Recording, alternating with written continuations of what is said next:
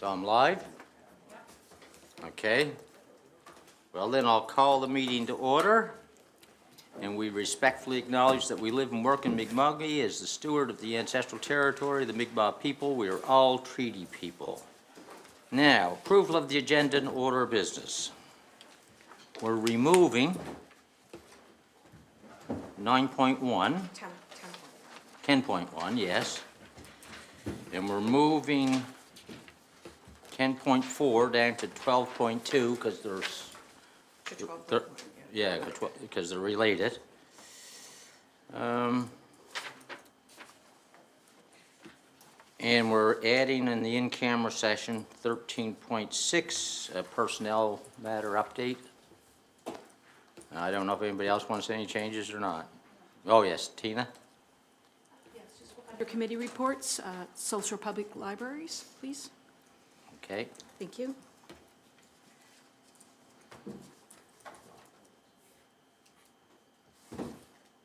Anyone else? Somebody prepared to move we approve the agenda as amended? Second. Discussion? All those in favor? Opposed? Motion's carried. And just, we're 2 councilors short this morning. They're on vacation. Lucky for them. Anyway, public input. Each person is limited to a maximum of 5 minutes, with the entire public input session not exceeding 15 minutes. Each person must state their name and address. Questions or comments are to be directed to the chair, and comments are open to any municipal matter. So does anybody wish to speak? Yeah. Okay, you had your hand up first.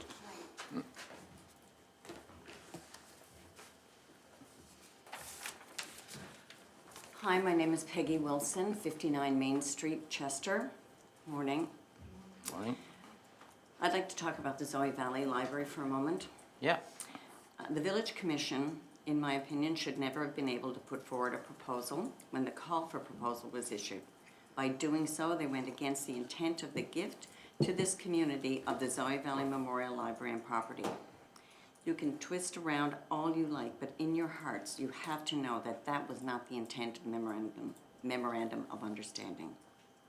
In discussions at this table and in other conversations, it was stated that the amount of money currently being spent by the Village Commission for rent will offset the cost of running the library.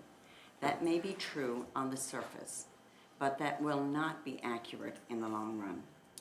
I have read sections of the Nova Scotia Accessibility Act and the Building Code as it pertains to government offices. And I cannot understand how the Village Commission can move their offices into the Zoe Valley Memorial Library property and comply with the standards set in either one of those acts. Third thing is a little bit more personal. I have been called many things in this village in my life here for the last 35, 40 years. I've been called a resident, a neighbor, a volunteer, a champion, a taxpayer, but I never thought that I would ever be called, or any other resident, referred to as a cult. People listen. It appears that the Village Commission has 2 councillors championing their rights, but the residents of Chester appear to have 0. We pay the salaries and elect the people at the Village Commission, but yet they're not listening. We have you. Please listen. I read all those letters yesterday that were attached, and people are telling you what they want. Please find a way forward so that we can put this behind us. It is unnecessary for this to be going on over a simple community library. Thank you. Thank you. And as you're well aware, it's on the in-camera agenda. I am.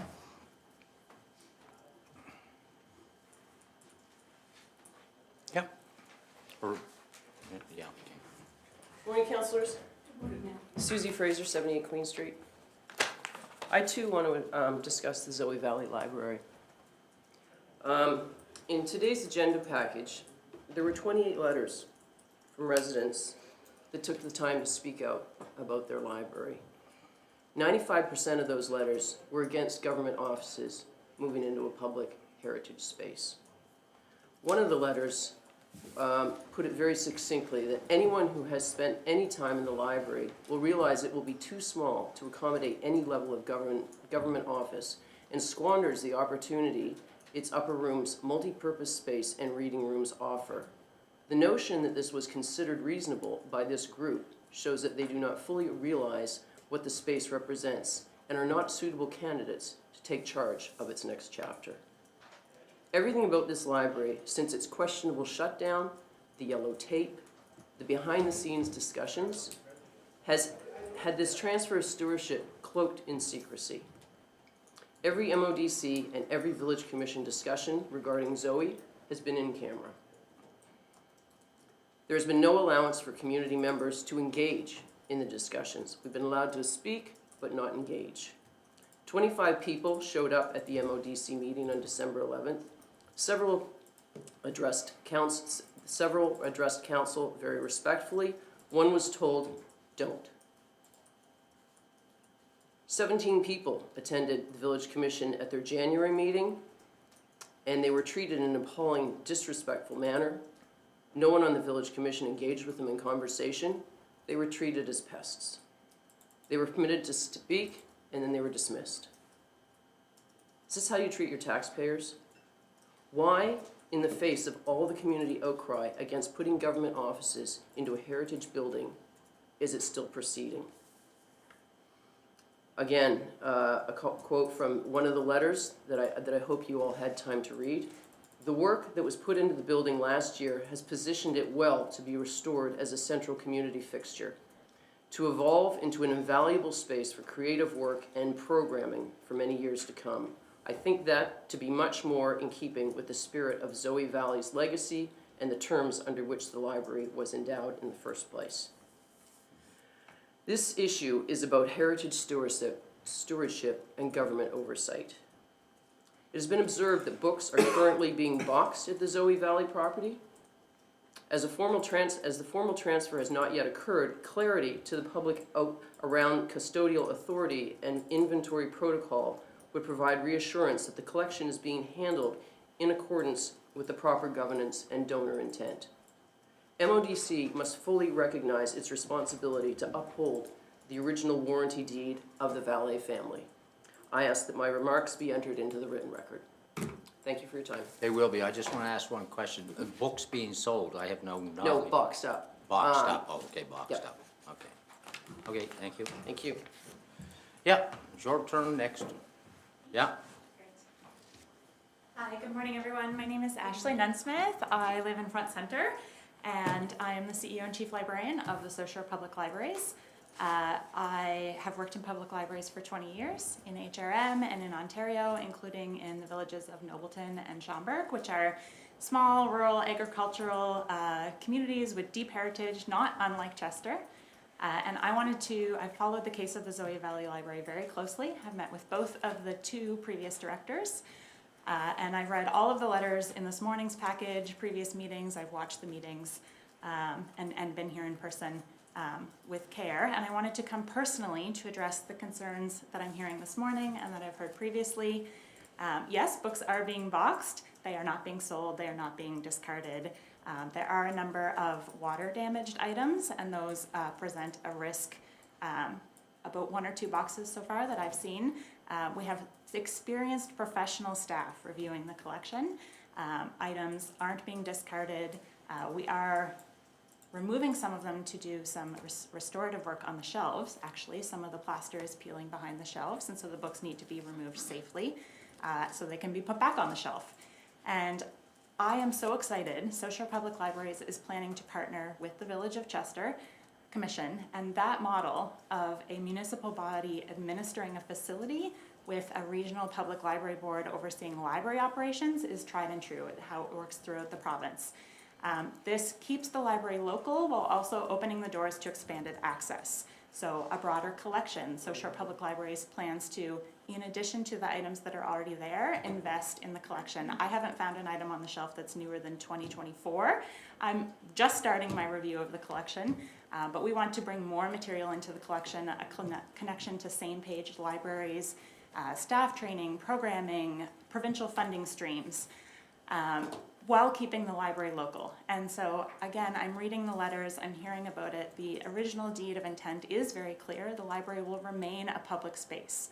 All of the space and more that was available to the public under the resident director will still be available to the public. The rooms that were a former residence were not available to the public previously. And that's where the offices will be. And so we have actually claimed back certain areas, like the kitchen, which was, again, a residence kitchen for the public. And so I'm so excited for that opportunity. I can't wait to get in there and get open. Public input is extremely important to me. The value of a public library board is that we aren't political. We aren't elected, we are run by a volunteer board. Our staff are extremely dedicated. We have staff that have worked there for 30, 35, even 40 years. Crystal, our beloved bookmobile coordinator, has been there almost as long as I've been alive. And so I'm considered the baby on the team with my 20 years experience. And so that is a testament to the deep roots our staff have in the community and the trusted relationships we've built across the South Shore.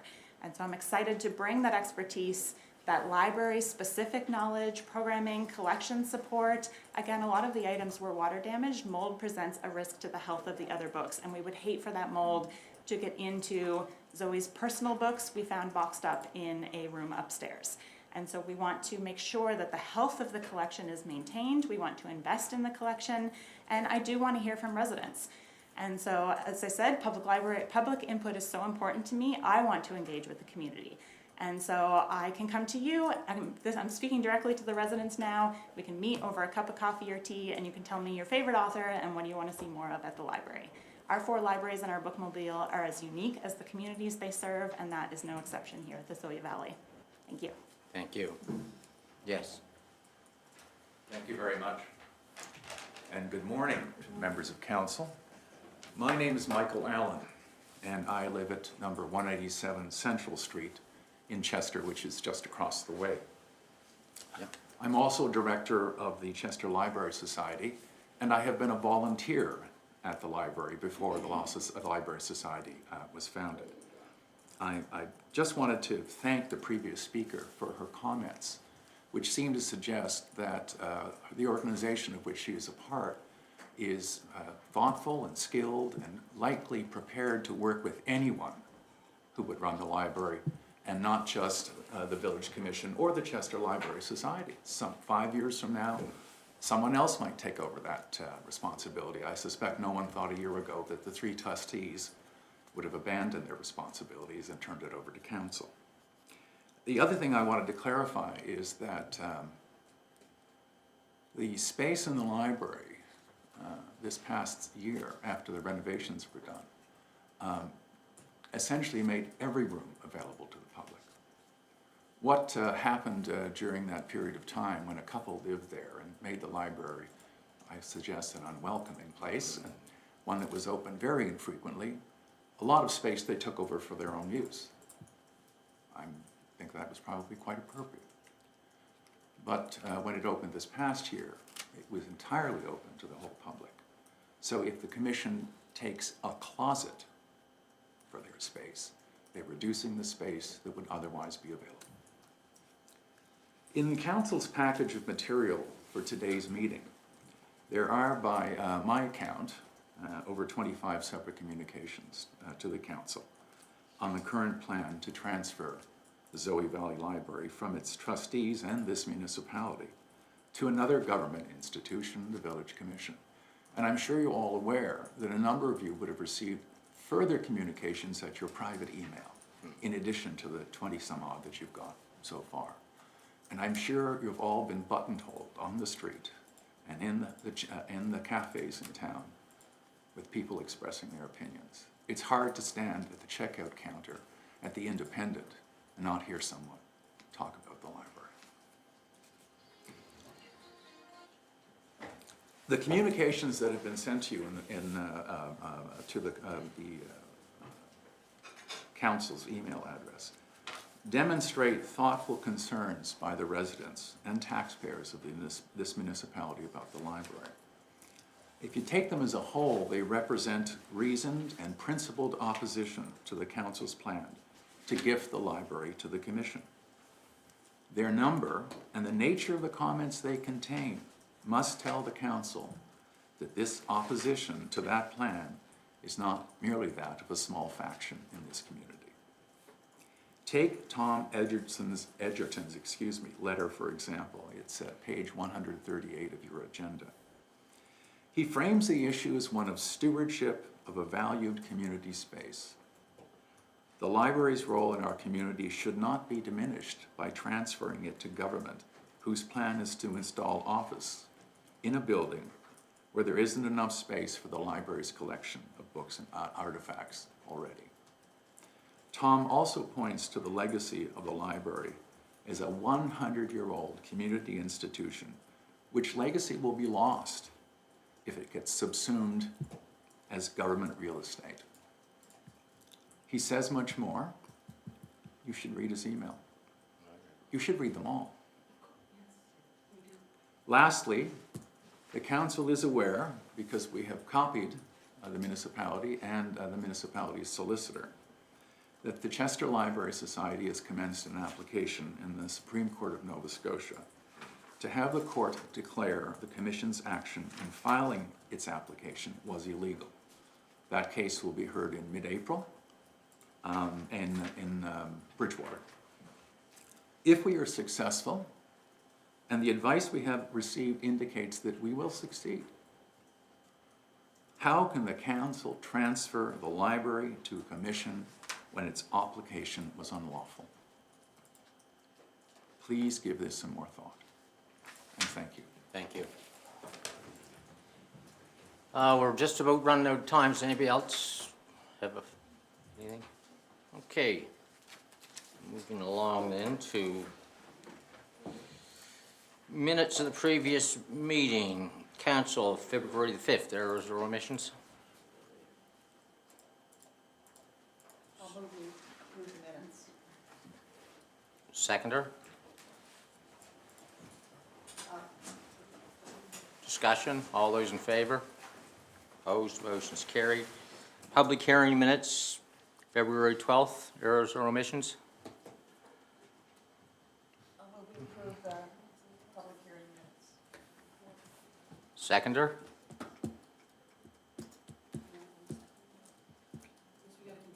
Well, somebody's got to do it. Discussion? Yeah, where is he? Yeah. Discussion? Any further discussion? All those in favor? Opposed? Motion's carried. Yeah. Proclamations and designations, I'm not aware of any. None today. No. Councillor Connors. Oh, okay. She's just getting ready for her monthly report. Councillor Connors. Thank you, yes. So the 7.1 Senior Safety Partnership, the January monthly report. My line typically now is business as usual. You know, unfortunately, right? No, I know it's fortunate. The numbers continue to maintain as well as grow in terms of active files. So it's been circulated, just for information, if you will. Again, keeping everybody informed. They are an annual, to date, they've been an annual budgeted grant, so just again, keeping everyone informed. Okay, thank you. 7.2, Municipal Recreation and Parks motions, and there's a couple here. Anybody? I can do that. Okay. Or unless Chad would like to speak on it. No, the motions are there.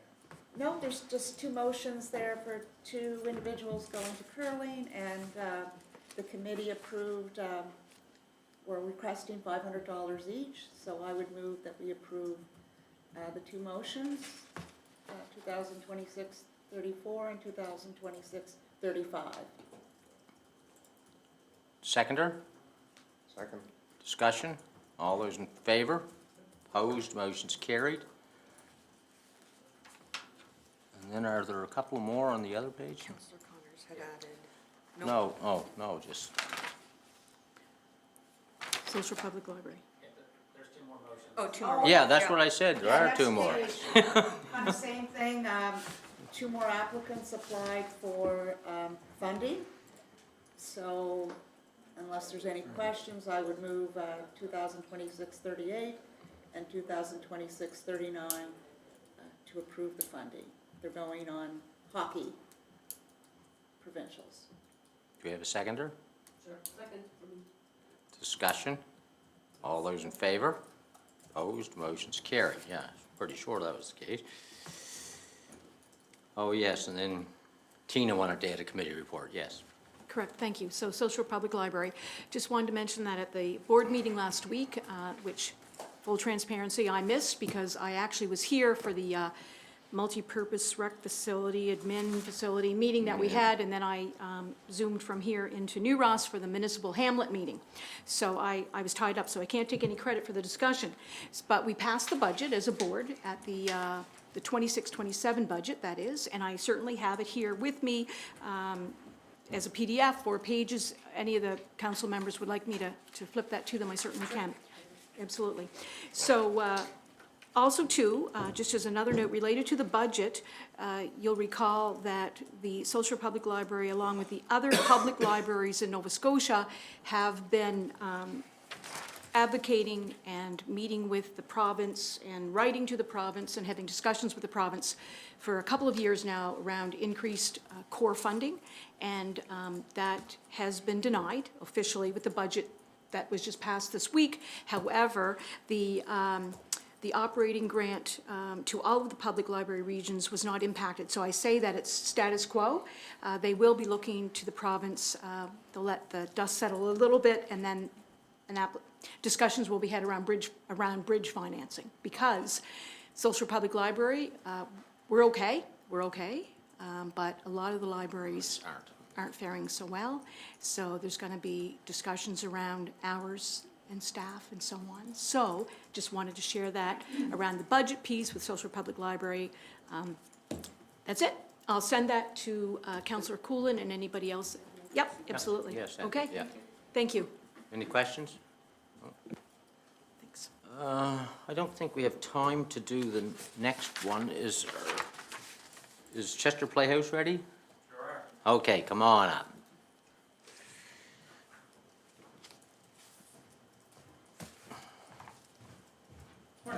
Morning. Great. It's all up there for you. Who's running the slideshow? Lester. Over there. I've marked in my script here where to tell you. I apologize in advance if I forget. Folks, my name's Andrew Chandler. I'm the Executive Director of the Playhouse. Yeah. Thank you for the opportunity to come and speak to you about the Chester Playhouse. We last presented to Council in early 2024, so we're excited to update you on what we've been able to accomplish and share what we'd like to do to further serve our community. Can I have the next slide, please? At that presentation in 2024, we made an application to Council for a $50,000 budgeted grant. I was at that one there with the picture there. Sorry? I was at the one with the picture of the guy with the guitar. Yeah. That was this summer. So we applied for a $50,000 budgeted grant and were awarded yearly support of $25,000, for which we remain deeply grateful. At the time, we were newly reopened after a fire and near complete rebuild of the theater. Since that reopening in August 2023, we have grown exponentially based on deliberately diversifying our offerings and programming for a steady growth of our audience. We've offered a diverse mix of music, theater, variety entertainment, including comedy, drag, and magic, conversations, films, community events, and rentals by local and touring groups. We've supported and uplifted emerging and established Canadian artists, including numerous opportunities for local emerging artists, and deliberately increased our programming from BIPOC, queer, and other marginalized communities. Our grant application in 2024 included our best estimates for our running costs and projections about what we might expect for an audience. And as in so many areas, reality has been unpredictable. We've enjoyed all manner of surprises over the past 2 years. Next slide, please.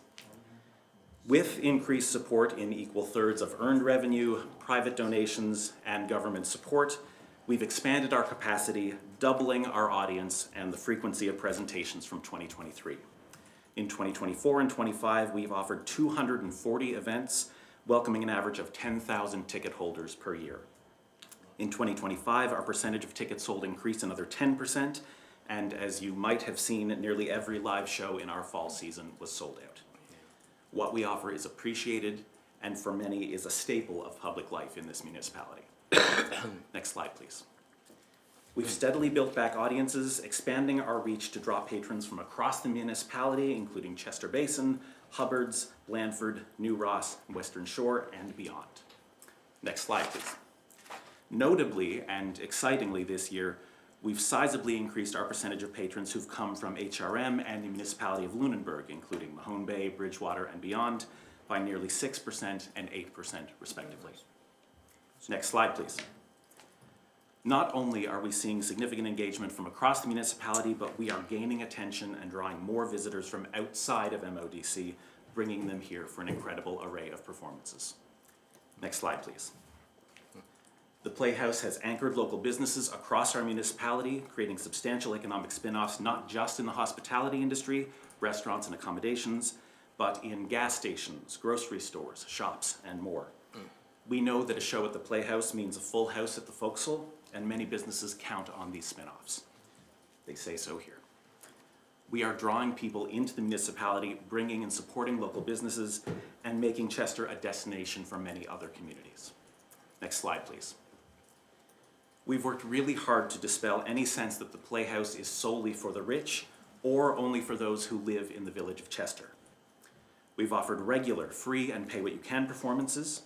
The Scotiabank Newcomers Program offers free tickets and youth registration for newcomers to Canada to help them find community. We have an ongoing 10 for 10 ticket program, offering 10 tickets for every show for just $10 a piece, no questions asked. For Indigenous programming, we've been able to offer discounted tickets to members of Wasogaba First Nation and free tickets for Indigenous elders. We've rebuilt our youth theatre education programs to run all summer long, and this spring we'll offer a now sold-out March Break theatre camp.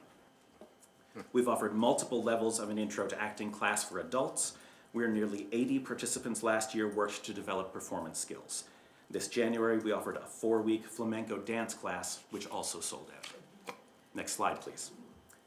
This spring, we'll present for the 3rd time in a row the Forest Heights School's Drama Club performance, letting young and first-time actors perform on a professional stage.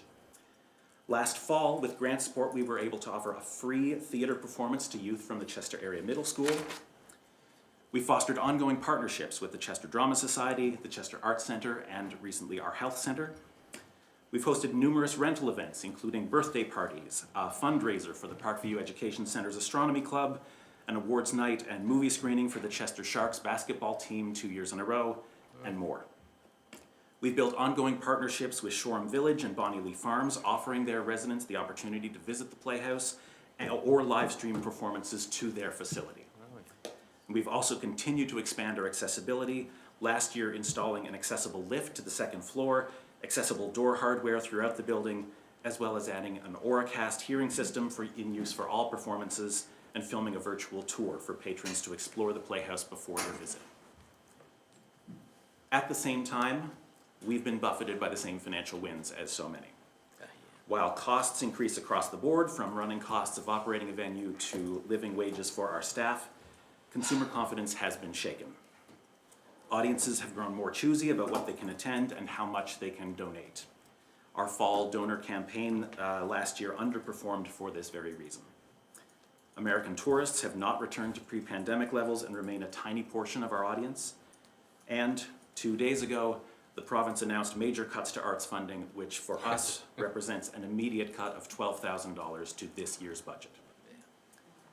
We are undaunted by these challenges and are determined to meet them as we continue to serve our community's needs.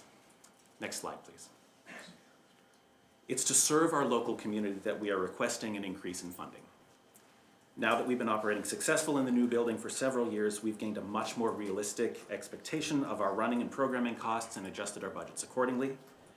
At the same time, we've encountered several areas where we could offer more opportunities for the community to use the Playhouse, but funding these initiatives has been a challenge. We'd like to ask for an increase to our yearly funding of $20,000 to support several targeted areas of community support. Those include a community-focused rental rate, deeply discounted, allowing nonprofit organizations located within the municipality to rent the Playhouse at a subsidized rate. Our current community rental rates are revenue neutral for the Playhouse. We don't make any money on those, but remains a challenge for some groups to afford. This will allow them to access the space with our support for a price that they can afford. Subsidizing the continued use of the Playhouse by Forest Heights Community School, who again have presented their yearly drama club show for the last 2 years. Presentation of 2 theater productions per year for local schools to attend at no charge, allowing students to discover the magic of live performance.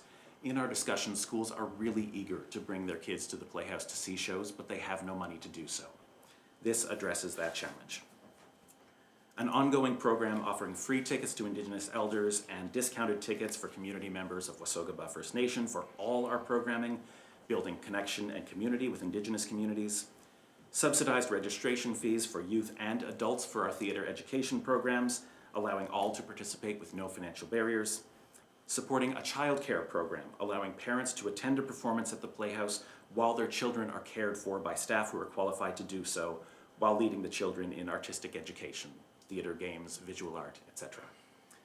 And finally, offering at least one community-focused pay-what-you-can presentation per year, such as the bifocal variety show, which is sold out each time we've offered it, or our outdoor summer concerts.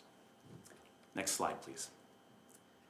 These expanded offerings are not charity, but a commitment to support the MODC strategic priorities and the arts and culture strategy developed last year. This proposal aligns with several of MODC's strategic priorities, seen there, and next slide, it aligns with all of the 5 targets for the municipality's arts and culture strategy. Quickly, in terms of spaces for arts and culture, the community-focused rental program will make the Chester Playhouse affordable, accessible, and the go-to destination for local groups and artists to hold meetings, events, and performances. Tourism growth, we are expanding and drawing more visitors to the municipality. Programs like the childcare program will allow parents to visit, dedicated support for Indigenous communities will expand our reach, and community-focused affordable events will foster civic pride. Youth engagement, youth will discover the magic of live performance as their school attends shows at the Playhouse and have the opportunity to perform on stage as Forest Heights continues to build on its success. Subsidized registration fees for youth education programs will further expand their accessibility to all. Inclusion and access, we will build on our past success in this area, ensuring that money is not a barrier to accessing arts and culture. Youth, adults, and seniors of all walks will have opportunities to participate, learn, and celebrate the arts. And partnerships, the community-focused rental program will allow us to partner and support more organizations with limited funds, supporting their growth and success. Simply, the municipality has an incredible new facility in the Chester Playhouse, with untapped potential to increase access for youth, local groups, emerging artists, and community-focused organizations across the municipality. This support will expand access to the arts, foster countless economic spin-offs, and increase civic pride and quality of life for all residents. Next slide, please. In the 2 years since we asked for your support, the Playhouse has grown exponentially, offering more and more events to those who live in MODC and drawing increasing numbers from outside the municipality, fostering tourism, hospitality, and local business. We are working hard to serve our entire municipality and doing all we can to make sure that ticket costs and physical accessibility are not obstacles to attending. And we have prioritized offering more opportunities for people across the community to discover the magic of live performance through attending shows, taking classes, or hosting their own events. We want to expand our offerings to support more in our community, but we need your help to do so. Now that we have a clear view of our operations and opportunities, we're asking for consideration of an increase to our yearly budgeted grant so that we can deliver on this potential. Next slide. Thank you for listening. I would love to answer any questions that you have. I don't have any questions. I mean, you're doing a good job. Thanks. We're grateful that it's here, and we're happy to support it. I mean, this is one of those items that we'd have to send to the budget process, so you won't get a decision from us today. I didn't expect to. No, and although it may not have an impact, but we haven't really had a full discussion on what the changes to the provincial budget mean to us yet. Fair. They're fresh. So, yeah, there's a lot of things to consider after early in the week. You know? But, Yeah, just grateful for the work you do. I don't know if anybody has questions, but, yeah.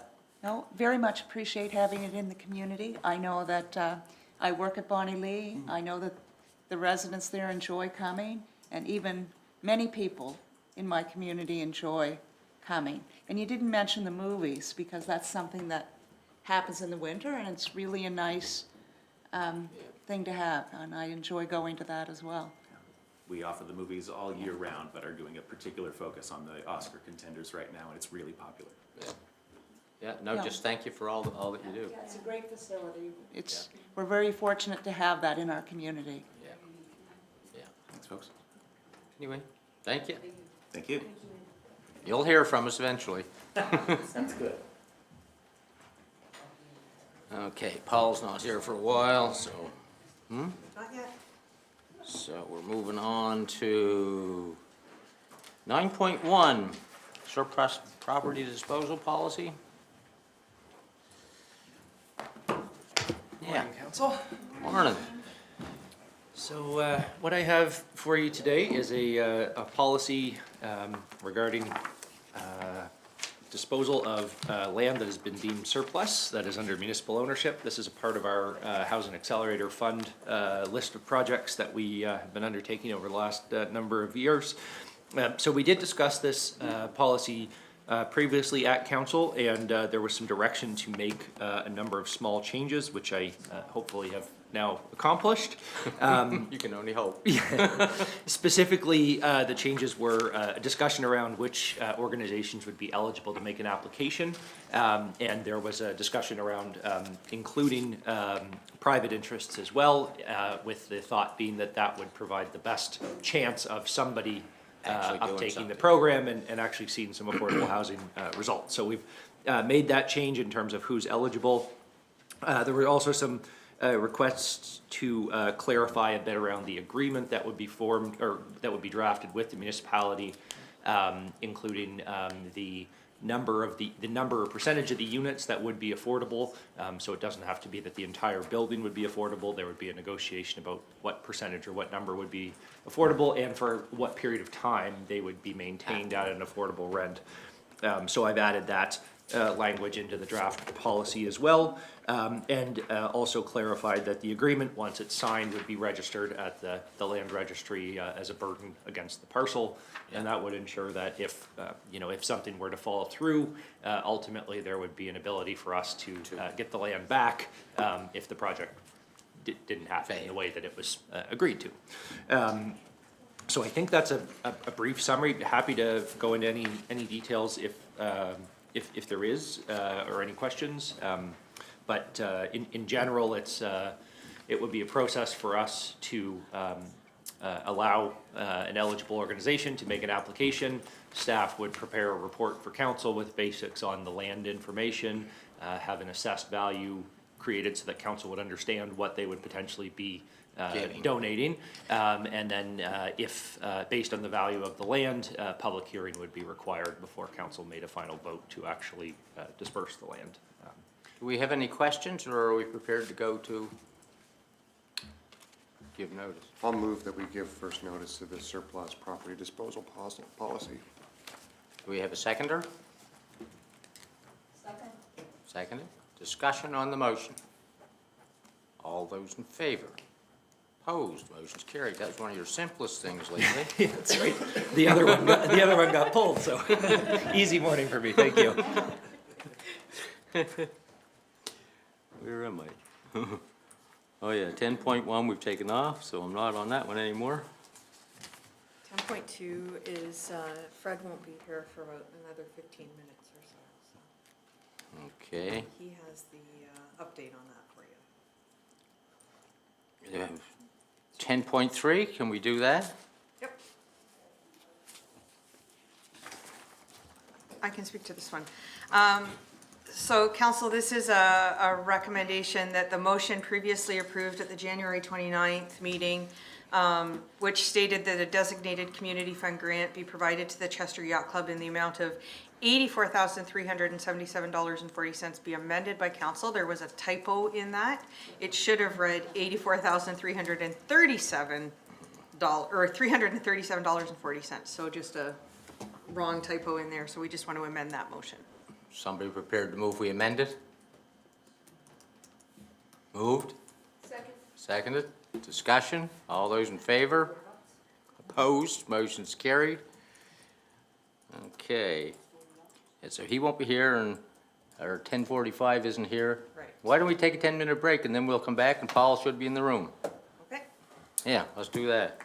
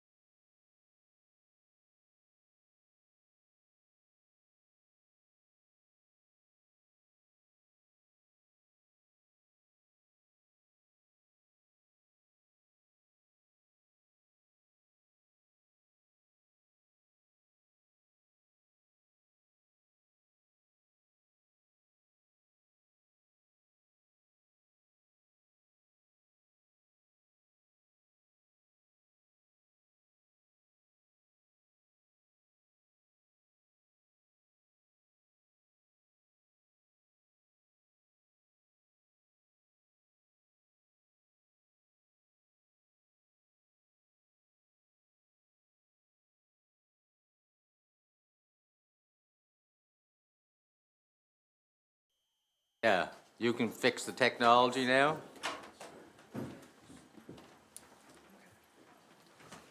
So we have the Deputy Minister, Paul LaFleche, here to talk about Fire Services Review, and I'm sure he'll introduce his colleagues. And once they get their presentation all sorted out, then he'll start on that, and then we'll start asking questions about what it all means. I have Valerie Potty Bunge here, and she's the, I've mispronounced her name, but don't worry about it. Apologies to the Germans here. She's the Associate Deputy Minister of Municipal Affairs.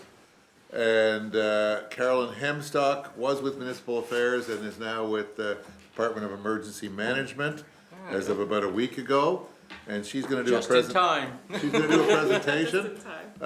She's replacing the Deputy Sandra McKenzie, who couldn't make it at this exact time.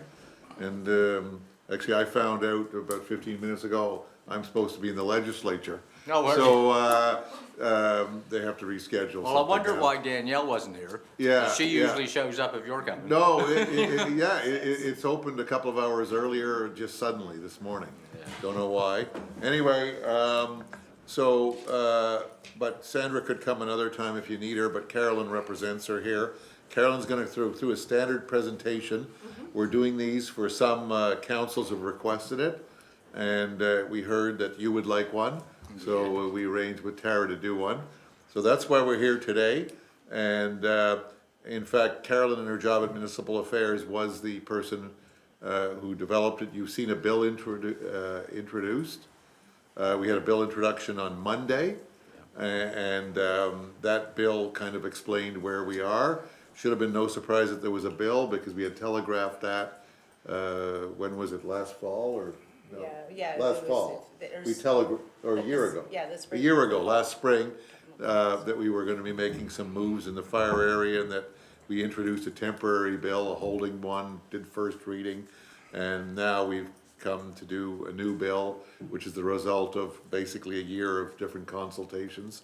The bill is just a path for another 3 years to get somewhere with a lot more consultation. So nothing is finalized yet in many ways, but this bill does do a couple of things which Carolyn will describe, and it includes the transfer of the fire marshal's office. Don't confuse that with fire services, but the fire marshal's office to the Department of Emergency Management for Municipal Affairs. Okay, Carolyn, you ready? Okay, you Go want to add through. anything? No. Okay. Good morning, wardens and wardens. Warden and There's Council. only one warden. Just one warden. Yeah, I know. Warden. If you want 2 wardens, we're not changing the act, okay? So forget it. We'll do it ourselves. Is there a deputy warden as well? Yes, Councilor Reno. Hello, Deputy deputy warden warden. and councilors and staff. Thanks for having us. I'm here to provide you with a overview, more of a technical overview of the recent legislation that was introduced by government on Monday. It's I liked it better than what I thought it was gonna be. Yes, well, hopefully we'll get into some of the details of what it is, what's changing and what's not changing in the presentation. The act is called an act to provide support for fire protection services, and as the deputy said, it builds on Bill 156, which was introduced last fall, in response to longstanding challenges and issues. Okay, we just said spring. Was it fall or spring? It was in the fall, In the fall, okay. yeah, Okay. but that's okay. The work's been So we only ongoing. had 6 months of consultation. Yeah. So, perhaps some of you were in attendance at some of the implementation planning sessions that had been held over the last 2 months in January and February.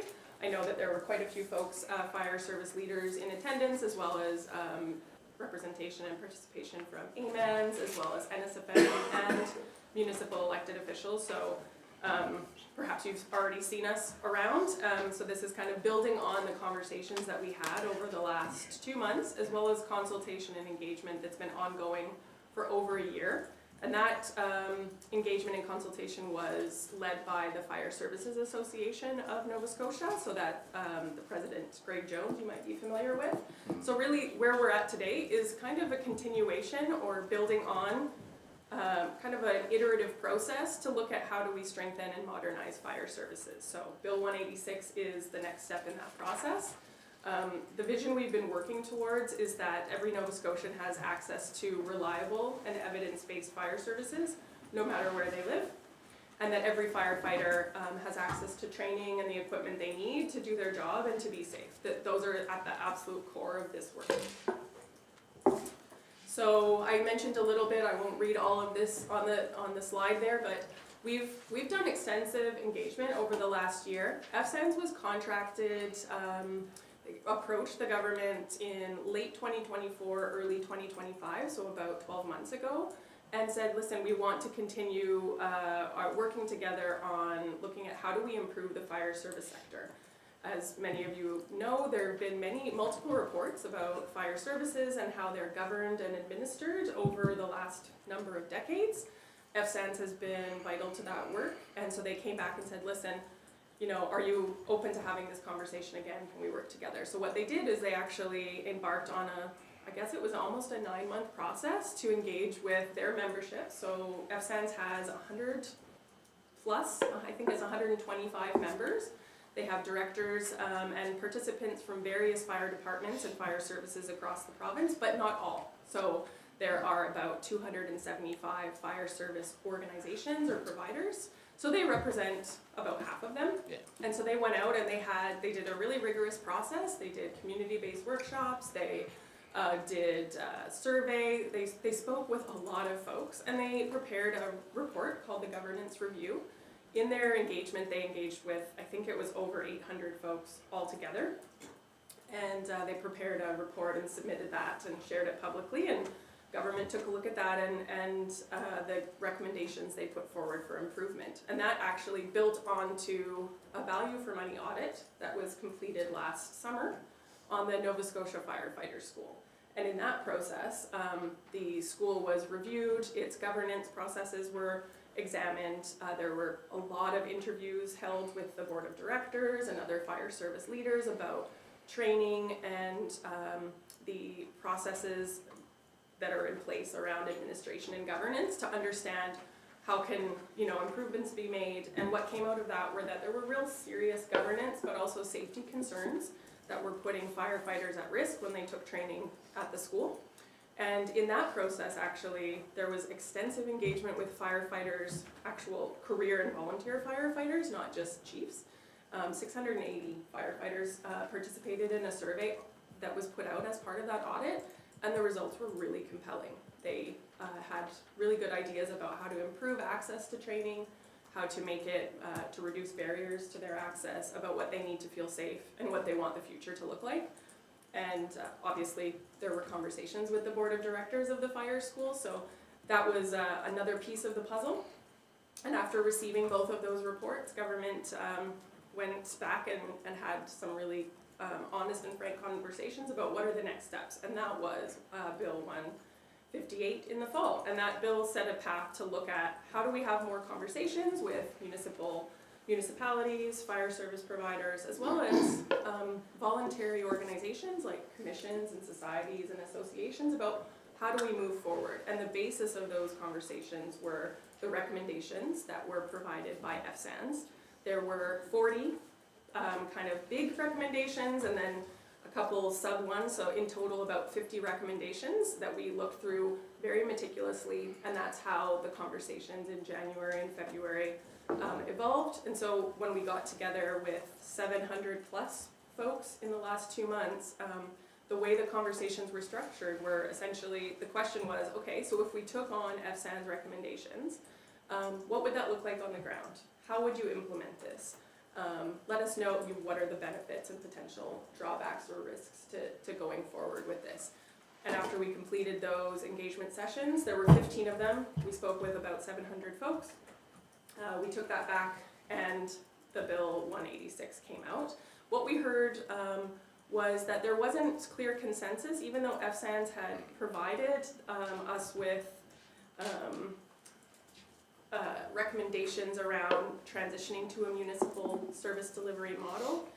There wasn't clear consensus from all folks in the sector that that model is where we need to be today, but there was general support for modernization efforts. There's an agreement across pretty much everyone we talked to that Nova Scotians deserve good services that are reliable and that it shouldn't matter where they live, whether it's urban or rural, you should be able to pick up the phone and get services, and that there's some work we can do and ways we can improve firefighters' access to gear, standards for personal protective equipment, access to training, and better clarity on who's overseeing all of this, right? And having a home in government. So the slide here talks about what we heard from the value for money audit. Really, one of the things that was resounding out of that, both the FSANS report and the value for money audit, was that we need to do better in terms of how we govern the system, and that there needs to be more clarity about who's responsible for what, right? So both at the municipal and departmental level and the provincial level. So I think that Bill 186 speaks directly to those findings, both the recommendations, but also what we've heard from every stakeholder in this process is that more clarity, more cohesive, unified approach is important, and that there should be consistent standards for things like training, personal protective equipment for firefighters, but also service levels, right, should be aligned to the risks that are in community. And right now, services are, there was no legislation, actually, there were no standards for how fire suppression works. There are standards in place under the Fire Safety Act, so the Fire Marshal Office, if you're familiar with that. There's actually a lot of standards in place around fire prevention, so the upstream stuff, and this seeks to bring both prevention and suppression together and provide standards across the board. So as I mentioned in our last round of engagement, we heard that not everyone's ready for a municipally led model. Some of the reasons for that are that there are real big questions about administration, legal, and finance that we need to work through. But what we also heard was that, particularly for municipal elected officials, there's an interest in modernization, and there was kind of the top thing that we heard about the benefit of transitioning to a new model would be the ability for councils to play a role in accountability and oversight of services that are provided in their community. Lots of communities, lots of municipalities already provide fire services, but some don't, right? So there are over 30 that do, and there are about, I think it's about 17 that don't, right? So it's really, it's a patchwork. It's a mixed bag, and in that, so when we say fragmented, that's what we're referring to. So many municipalities have a really great relationship with their fire departments. They're integrated into their budget process.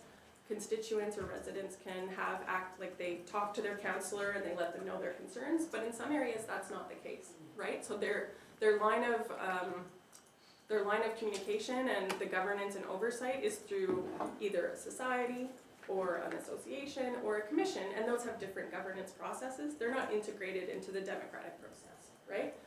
That doesn't mean that they don't have governance, but it means that you're not electing someone to vote for your area rate. Like, you wouldn't go to the ballot and vote about fire services. It's governed through a different process, right? So we have a system where there's a lot of different ways of doing it, and that worked for a while, but change is required around the reliability and access to services, because the result of having that fragmented system is that it means that not everybody has the same access, right? Depending on where Do you mean that, like, our commissions, they're all volunteer fire departments we have, and we have fire commissions, and they all hold a vote on budgets. And they're all elected by their right. communities. So in your community, that's the model that exists, but in other communities, that's not the case. They have okay. Yeah, so the fire commissions, what we've learned actually is that fire commissions and the people that work with them are very dedicated, and some of these organizations are extremely well managed and sophisticated, but not every organization is operating at that same level. So Cape Breton has a different model, right? Yeah. So we're looking at the system as a province, not just from that regional perspective, but we get that really good work is happening by fire commissions, and we actually have a lot to learn from fire commissions, I think. They came out of, fire commissions are governed by the Rural Fire District Act, and they were created because people saw a need to support their community and respond, right? And so that's really important. We want to honor that, and this legislation doesn't change anything about that at this time. That's a good part. Yeah. So Monday, I guess was February 23rd, government introduced the Support for Fire Protection Services Act, and the idea is that this act is the next step in strengthening the sector. And so what it does is it creates an Office of the Fire Commissioner, which was a recommendation from FSANS, but also we heard during engagement that was something that the sector was looking for. And it also requires that municipalities and fire service providers, so not just municipalities, but these associations, commissions, and societies, conduct a fire service review and use a risk-based assessment to determine their levels of service.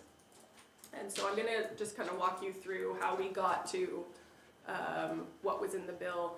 It's heavily informed by the FSANS governance review, that report I mentioned from fall 2025. There were about 50 very detailed recommendations. 32 of those recommendations have been accepted and addressed by the province. Paul, you're not allowed to text and use your phone in the council meeting. No? I'm trying to deal with. I'm just tormenting. I'm trying to deal with the deputy warden here. No, I can't help but torment you. Oh, he's texting, I didn't see him. So 20 of the recommendations that FSANS put forward are directly addressed in Bill 186.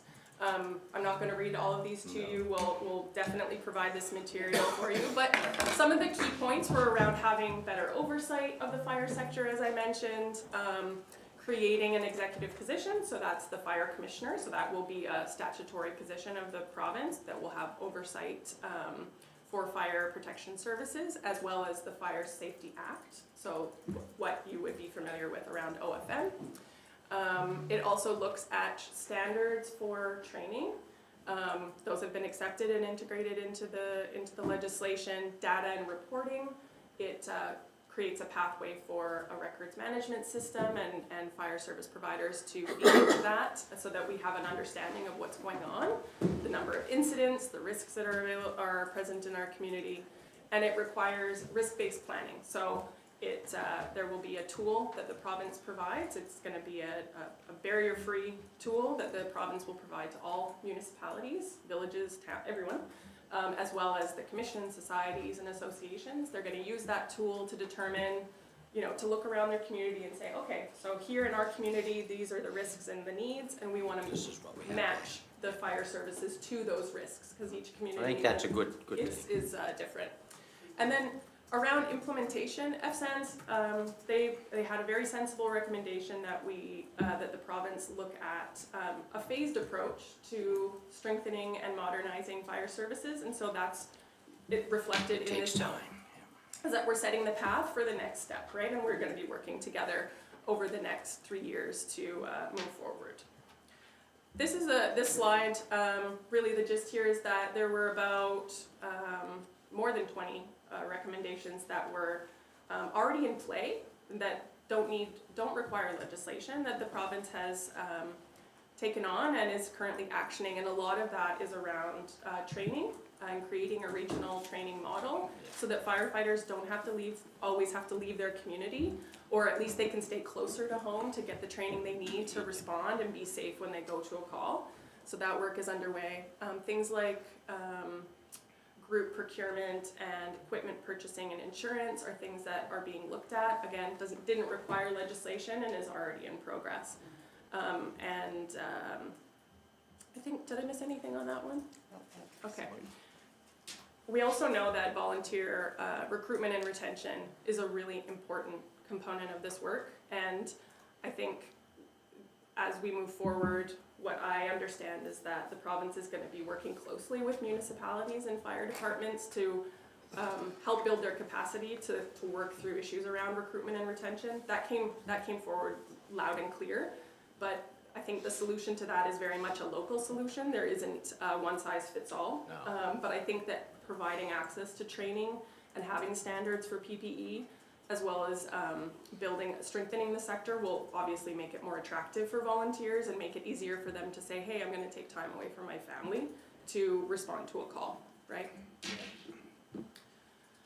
So I mentioned the key changes, Deputy actually mentioned that the fire safety and services, they're gonna move from municipal affairs, they're gonna move over to emergency management, so they're gonna have, yeah, they're But gonna I still got it.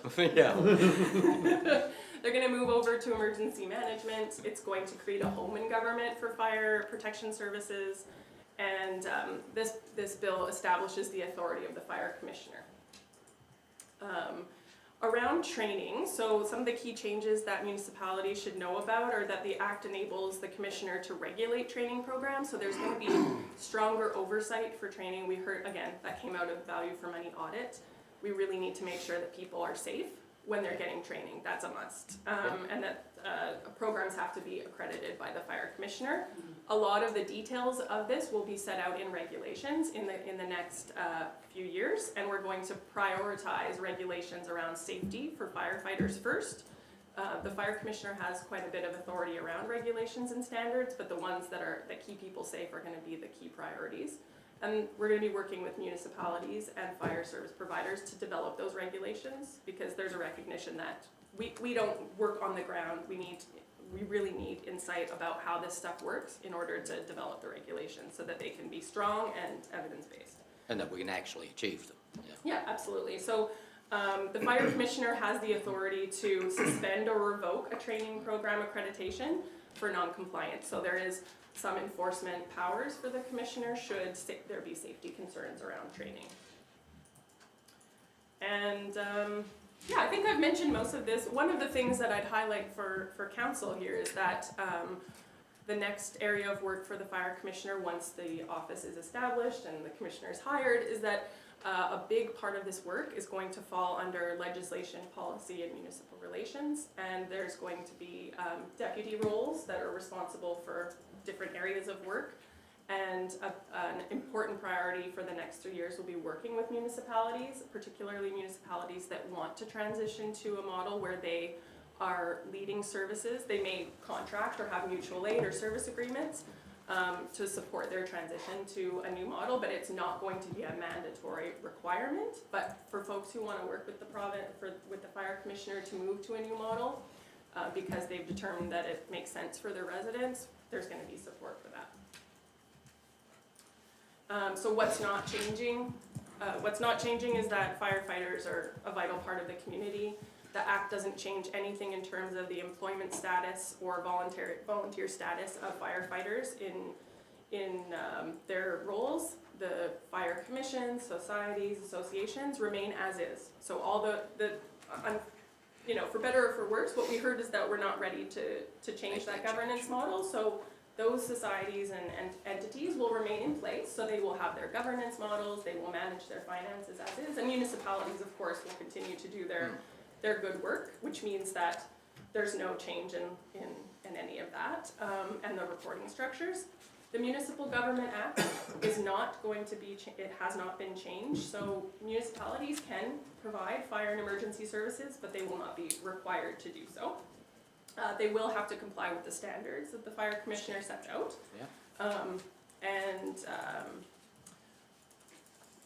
Yeah, there won't be, so one of the questions that had come forward in the last few days was, will volunteers be municipal employees? And so the answer to that is a clear no, because they're going to continue to be part of the organizations that they are part of. I've mentioned this before, but the new responsibilities for municipalities and fire service providers is around making sure that they do a fire service review with that risk-based assessment tool, which the province is going to provide, and details of what needs to be included in the review will be set out in standards and regulations. This is going to be a really important priority over the next year to make sure that municipalities have clear direction and support to do this, so it's not going to be a matter of just go and do it and you're going to have to fend for yourself. There's going to be support from the province to do that. That sounds good too. And the other thing that is important for municipalities and fire service providers to note is that the competencies of firefighters and the training have to match the levels of service that are provided, and as well as the PPE, right? So if we're saying we're going to offer a specific service, people have to have the gear and skills to actually be able offer to do those it. services, which I think is very pragmatic pretty and probably practical. happening most of the time anyways. And lastly, there's going to be a common records management system. You might already be aware of this. This is something that's been in progress for quite some time. That system is going to be accessible for all and rolled out. It'll be free of charge. Okay. And there will be training and support to use it. And so this slide here talks about the risk assessments, which I think is really where the heart of this work is going to be for the next few years. And it's going to help with planning. So what I mentioned was services are going to have to align to the community risk profile. So service providers are going to use, they'll have a tool to use. This will help them identify what hazards are in their community. For example, some communities, I'm a lay person, so if I get the terminology wrong, let me know. Some communities have water, right? Bodies of water that present a risk, but some don't, right? But that doesn't mean we necessarily need a fire boat at every community, right? If you don't have any water in your community, you might not need a fire boat. Right? So that's kind of a very simplistic way of explaining it. The review will also ask municipalities and providers to look at, historical calls, the incidents that you folks respond to, the types and the volumes. And then also for councils to think about what's your risk tolerance, right? How much risk are you willing to take on? Take on, yep. Right?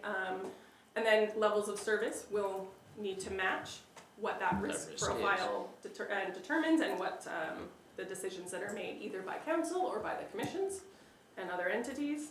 And services can be delivered, there's no change in the ability to have a service agreement or to do mutual aid, none of that's changing. So they're still and encouraged to do collaboration to achieve the service level.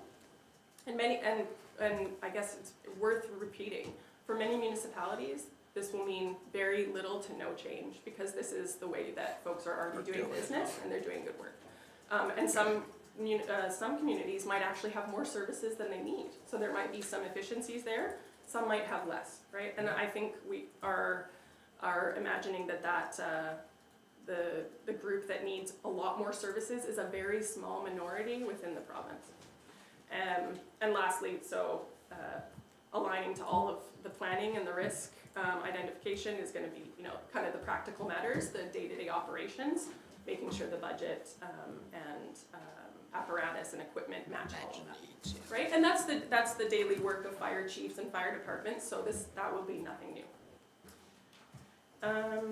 This goes into a little bit about what are the risks in community. Probably you're already familiar with some of these areas, but the tool that will be provided will look at risks like the geography, the demographics, like what's the population density, what industry is around, heavy industry and the economy. So obviously each community is going to be a little bit different if you're on the coast versus inland. What buildings are there, so different buildings carry different risks, right? The farm buildings, commercial buildings, and residential, etc. What critical infrastructure is around, what transportation, and human-caused emergencies. So I don't know if that's an exhaustive list, but it's asking you to take kind of like that holistic view of risk in your community. Yeah. And setting out a pretty, I think, user-friendly process to do that. So that it's one less thing. Council doesn't have to build this process. It's going to be available. And I mentioned the training needs to be aligned with the level of service. So whichever services are selected, so you might have some municipalities like HRM have, they've got these big equipment to respond to, what's the word, skyscrapers? Not skyscrapers. High-rise building fires and things like that, that might not be appropriate in Chester, right? So, but the training for HRM might be different than Chester, but whatever the case might be, whatever the landscape, there needs to be an alignment there. And just to clarify, there is not going to be a requirement for firefighters to be NFPA, National Fire Protection Association. There's a certification. They will not have to have that certification. That's certainly something that folks can work towards, but it's not being legislated, it's not a requirement. But the training that's going to be provided through the province will align to those standards because those are national best practices. And that was one of the concerns that came forward, particularly in rural areas, that's a barrier for some folks, right? Yeah. There's a cost, there's a timeline associated with that, testing and whatnot. So just to be clear, that's not changing, there's no requirement for that, but there's going to be an encouragement that folks have level 1 firefighting. And I believe that level 1 will be rolled out over the next year by the Department of Emergency Management. Work is in play to do that with mobile burn units that have been purchased. So that's something that municipalities and providers are going to have access to.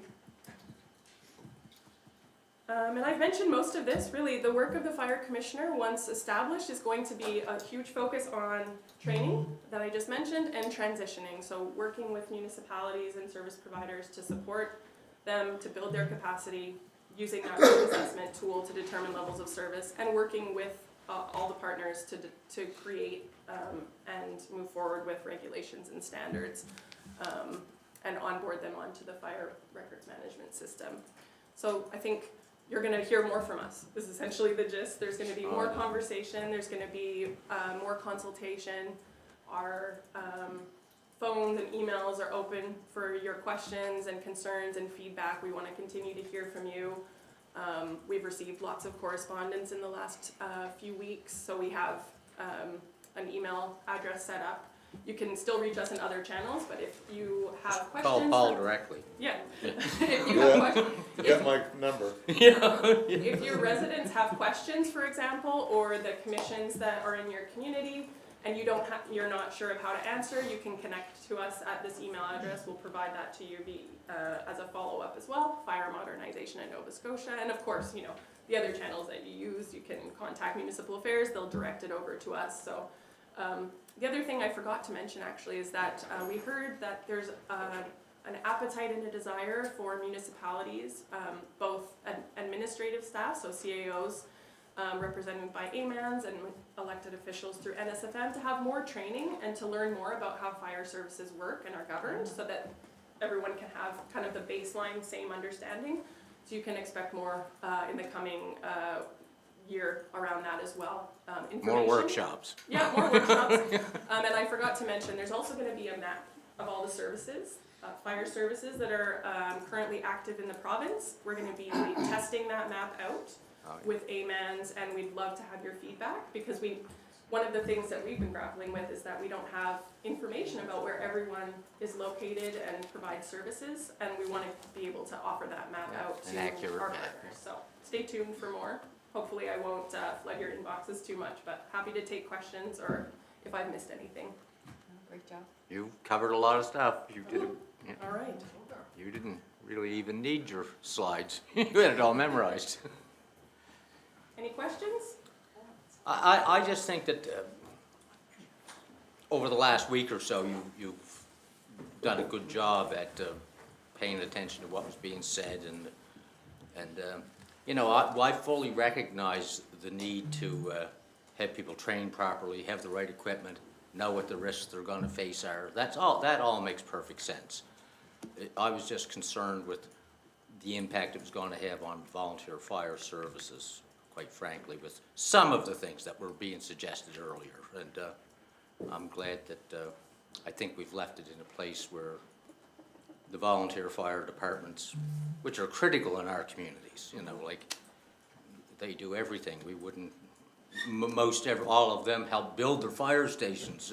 They did it themselves. And, the Chester Basin Fire Department, I went door to door and got the petition signed to have them even form one and then go build one and, all that kind of stuff. So, and they don't only volunteer in the fire services, they volunteer for everything. They're an integral part of the community, and people have the utmost respect for them. Mm-hmm. And so I'm just glad that they're able to continue to function essentially like they were, only with a more regulatory approach about the level of training and the equipment that's required to meet their needs. And I think that should have been done, and makes a lot of sense to me. Just how we get there, that's a whole other matter, but we'll all have to work together to accomplish that. Sam, oh yeah, here's a legal question for you. Well, not really a legal question, but yeah, your good presentation raises a lot of questions in my mind, because I'm working with fire services. So given that the MGA is not being changed, and the governance model is not being changed, and also given that for most of this municipality, the municipality doesn't have a direct role other than through registration in providing fire services, because it's done through fire commissions.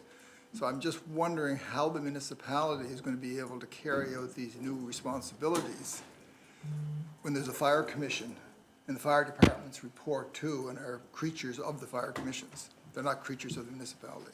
Yeah, I hear what you're saying.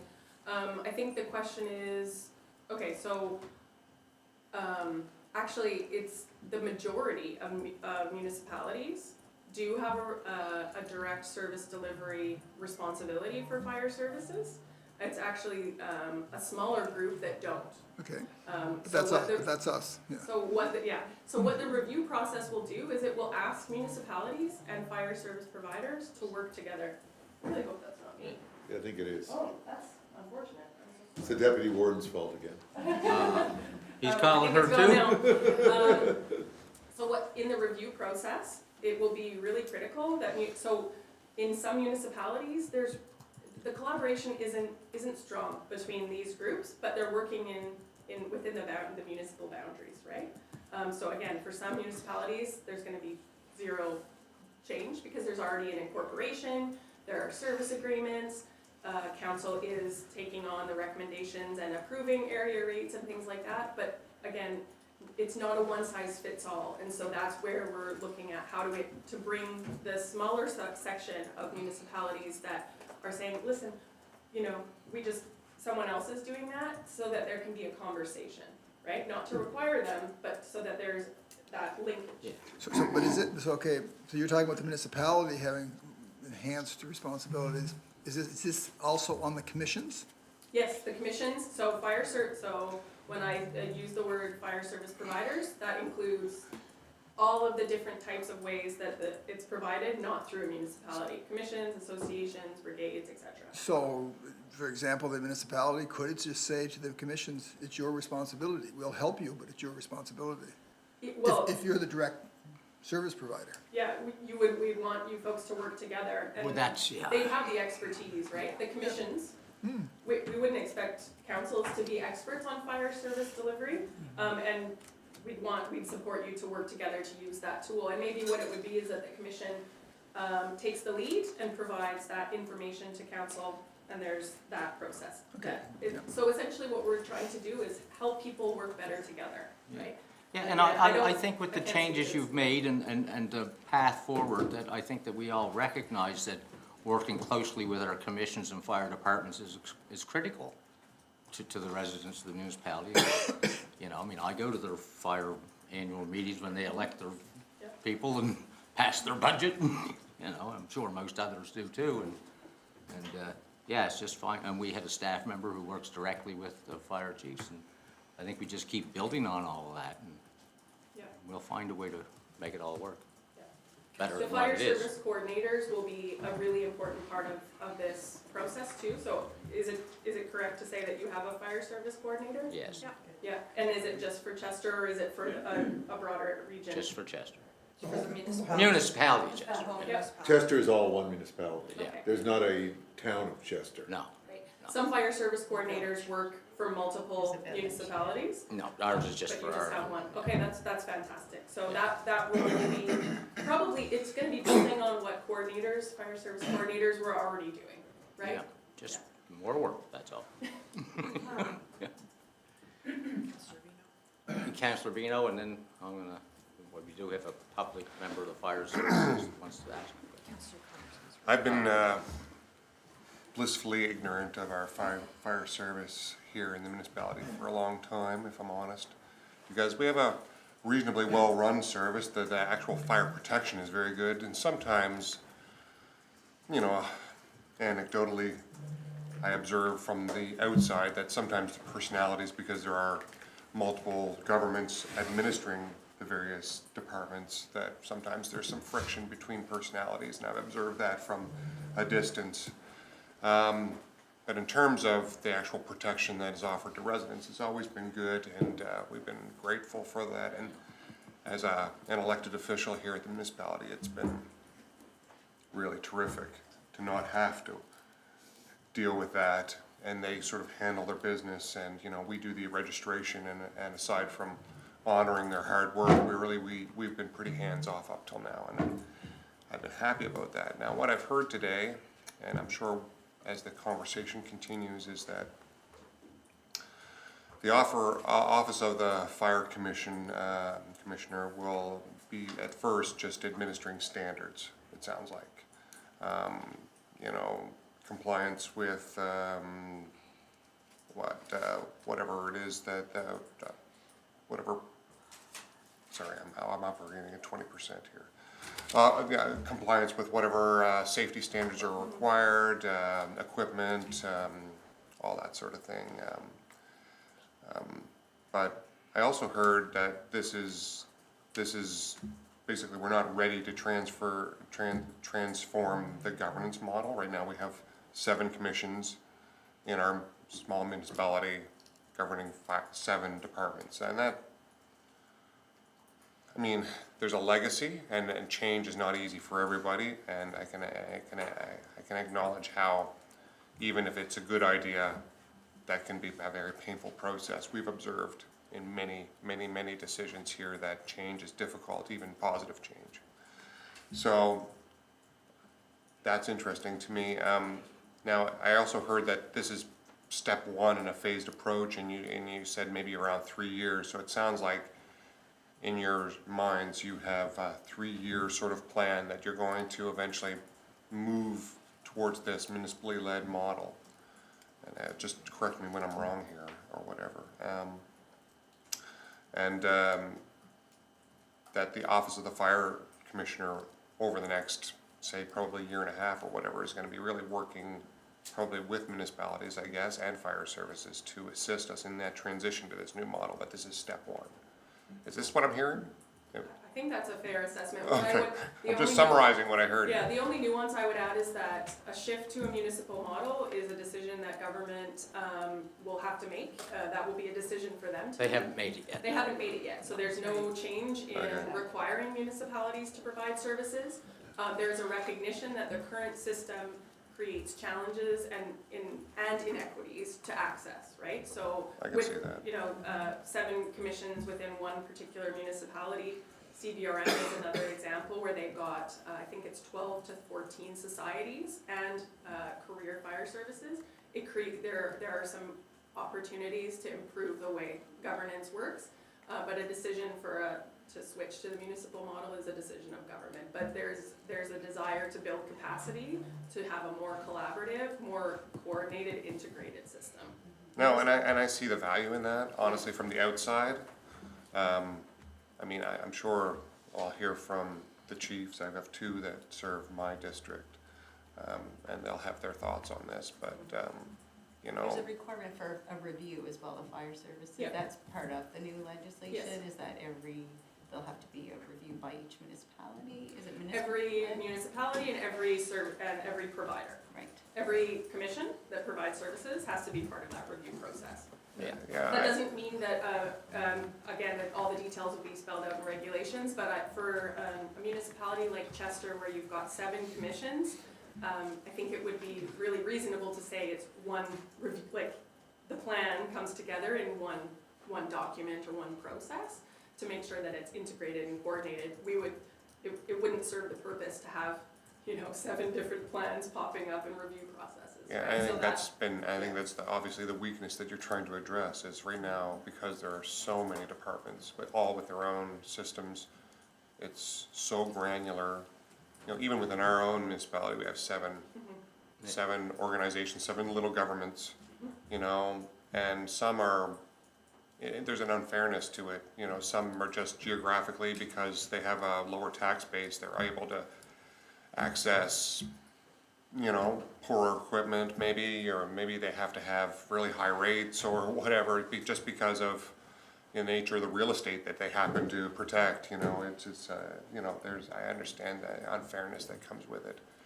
So yeah, I guess I'm keen to hear from our departments, but you know, I can see the value in looking at this. It's not an easy one, probably. You know, that these you know, the people that obviously participate in the fire service are very, they're heroes of our communities, right? So, those sorts of folks generally don't want to, they want to continue to do that work, and they will, they don't want anything that's gonna be a burden to them administering that function. So. Tina? No, Oh, Tina, you have a comment or Yeah, question? yes, certainly. Not a question at this time, this juncture, but thank you for being here, most definitely.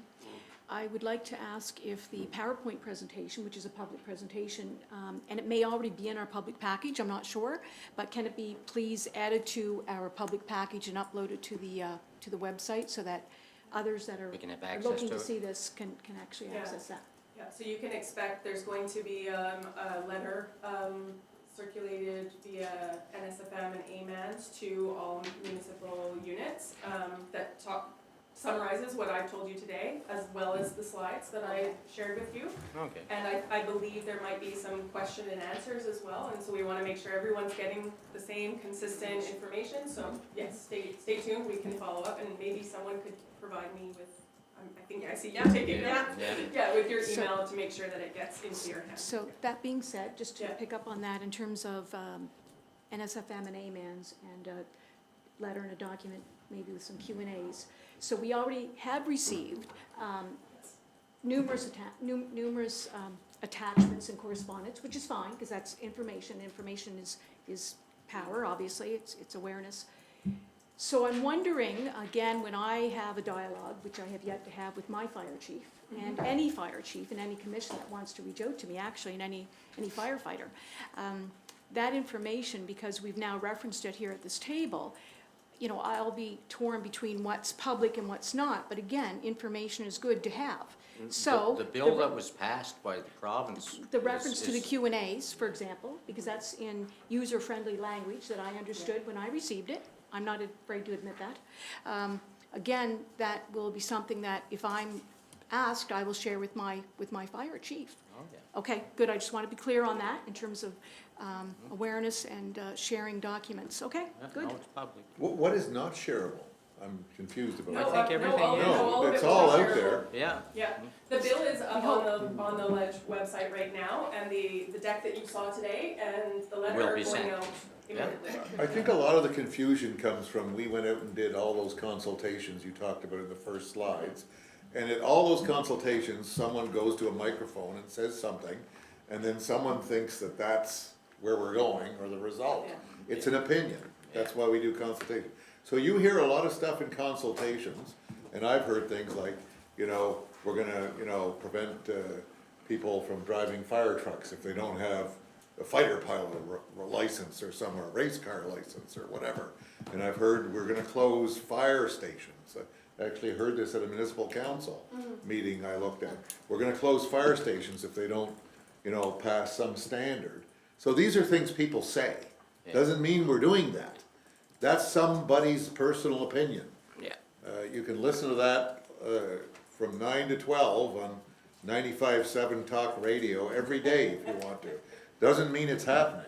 So I think a lot of confusion happens from the consultation process, but that's the way as a society we've decided to go, that we're gonna have all this consultation. And there's a lot of opinions, it doesn't mean we're doing those things. Just that, yeah. Okay, sorry. Sorry, just to mention then, so that's good to hear that nothing is not public. That's the message I've heard. So if anybody wants to reach out to me at any time in terms of forwarding any of the documents that I've received, please feel free. And the bill wasn't passed, the bill had first Oh, reading. yeah. I don't think it had second reading yet, did it? Yeah, Yeah, Oh, it did, so Yeah. second reading is just Yeah. when you stand Yeah. up and say second reading. Yeah. There's nothing really happening. Then it goes to public bills, which has definitely not happened yet. No, And that's when you can all appear and make Yeah. your comments on the bill. I would encourage you not to appear and make your comments on what someone said about the bill. Just Okay? on what's in- Or just what on someone what's said in at it. some meeting somewhere. Yeah. Your comments are about the bill. Yeah. And then it goes to third reading, which is rather perfunctory also, where you may see some amendments, or you may see some amendments of public bills that address what was said at public bills. Yeah. So, Councillor, on the Nova Scotia website for the legislation, you would find a link to the copy of the bill, but we can also share that with you. We have it, we have Okay, it, we can perfect. provide it, yeah. Great. Wendy Rayfield, who, part of the fire services, wanted to speak. Is that all right with the council? Maybe there might be a couple questions rolled in one. First of all, Yeah, come on up to the mic, Wendy. I can holler. No, you can. No, take that. come on up. Who is this person, just so I know? Wendy Rayfuse, Who is? Fire Commissioner. Chester Chester Basin. Basin Chester Basin Fire Fire. Commission. Okay. Hi, Wendy. Hi. Couple of questions rolled into one. It's my understanding from hearing from FSANS last year and everything, that number one, all of this was gonna be rolled out, probably it's gonna take 9 or 10 years over to get everything through.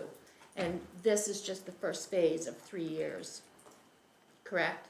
I'm not aware of the 9 to 10 year Okay, timeline. that's but what they were, they- thinking, by the time everything gets worked through, is gonna take that long of a time period and Yeah. everything.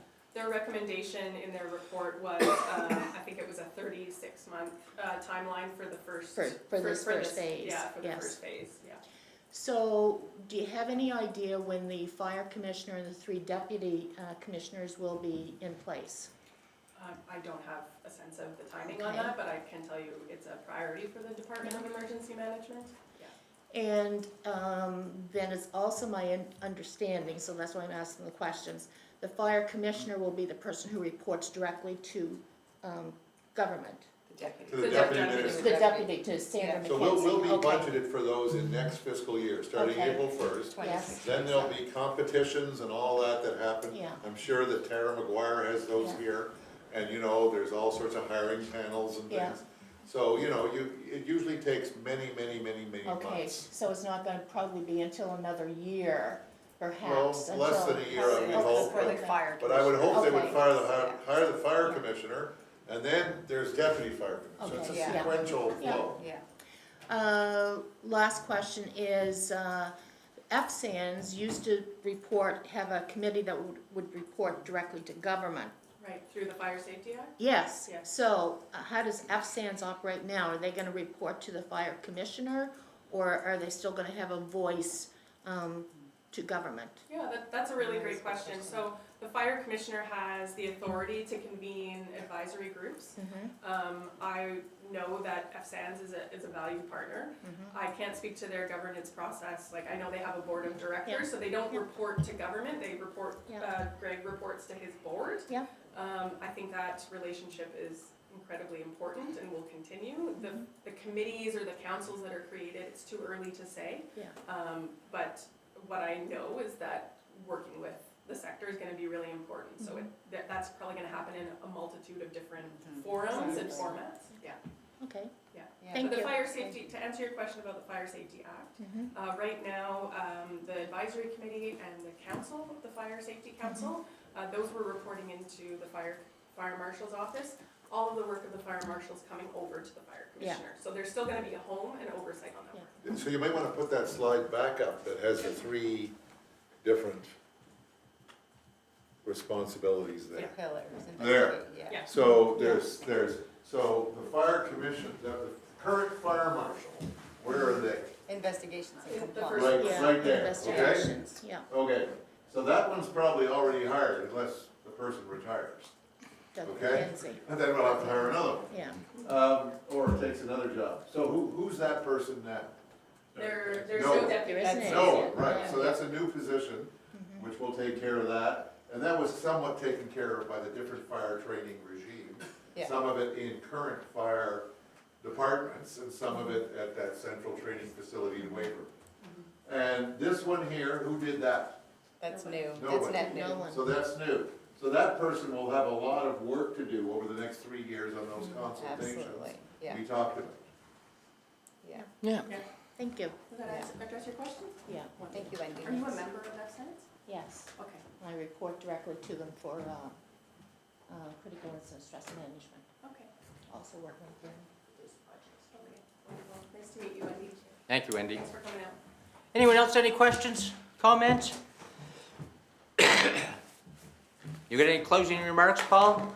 No, but I have the other subject, Okay. sidewalks. So Counselor, do you wanna raise your? Yes. That's what we were texting about. Yeah, So if you wanna raise sidewalks, yep, I want it fixed, yep. So we can so build what some. is the deal with sidewalks? I'll tell you.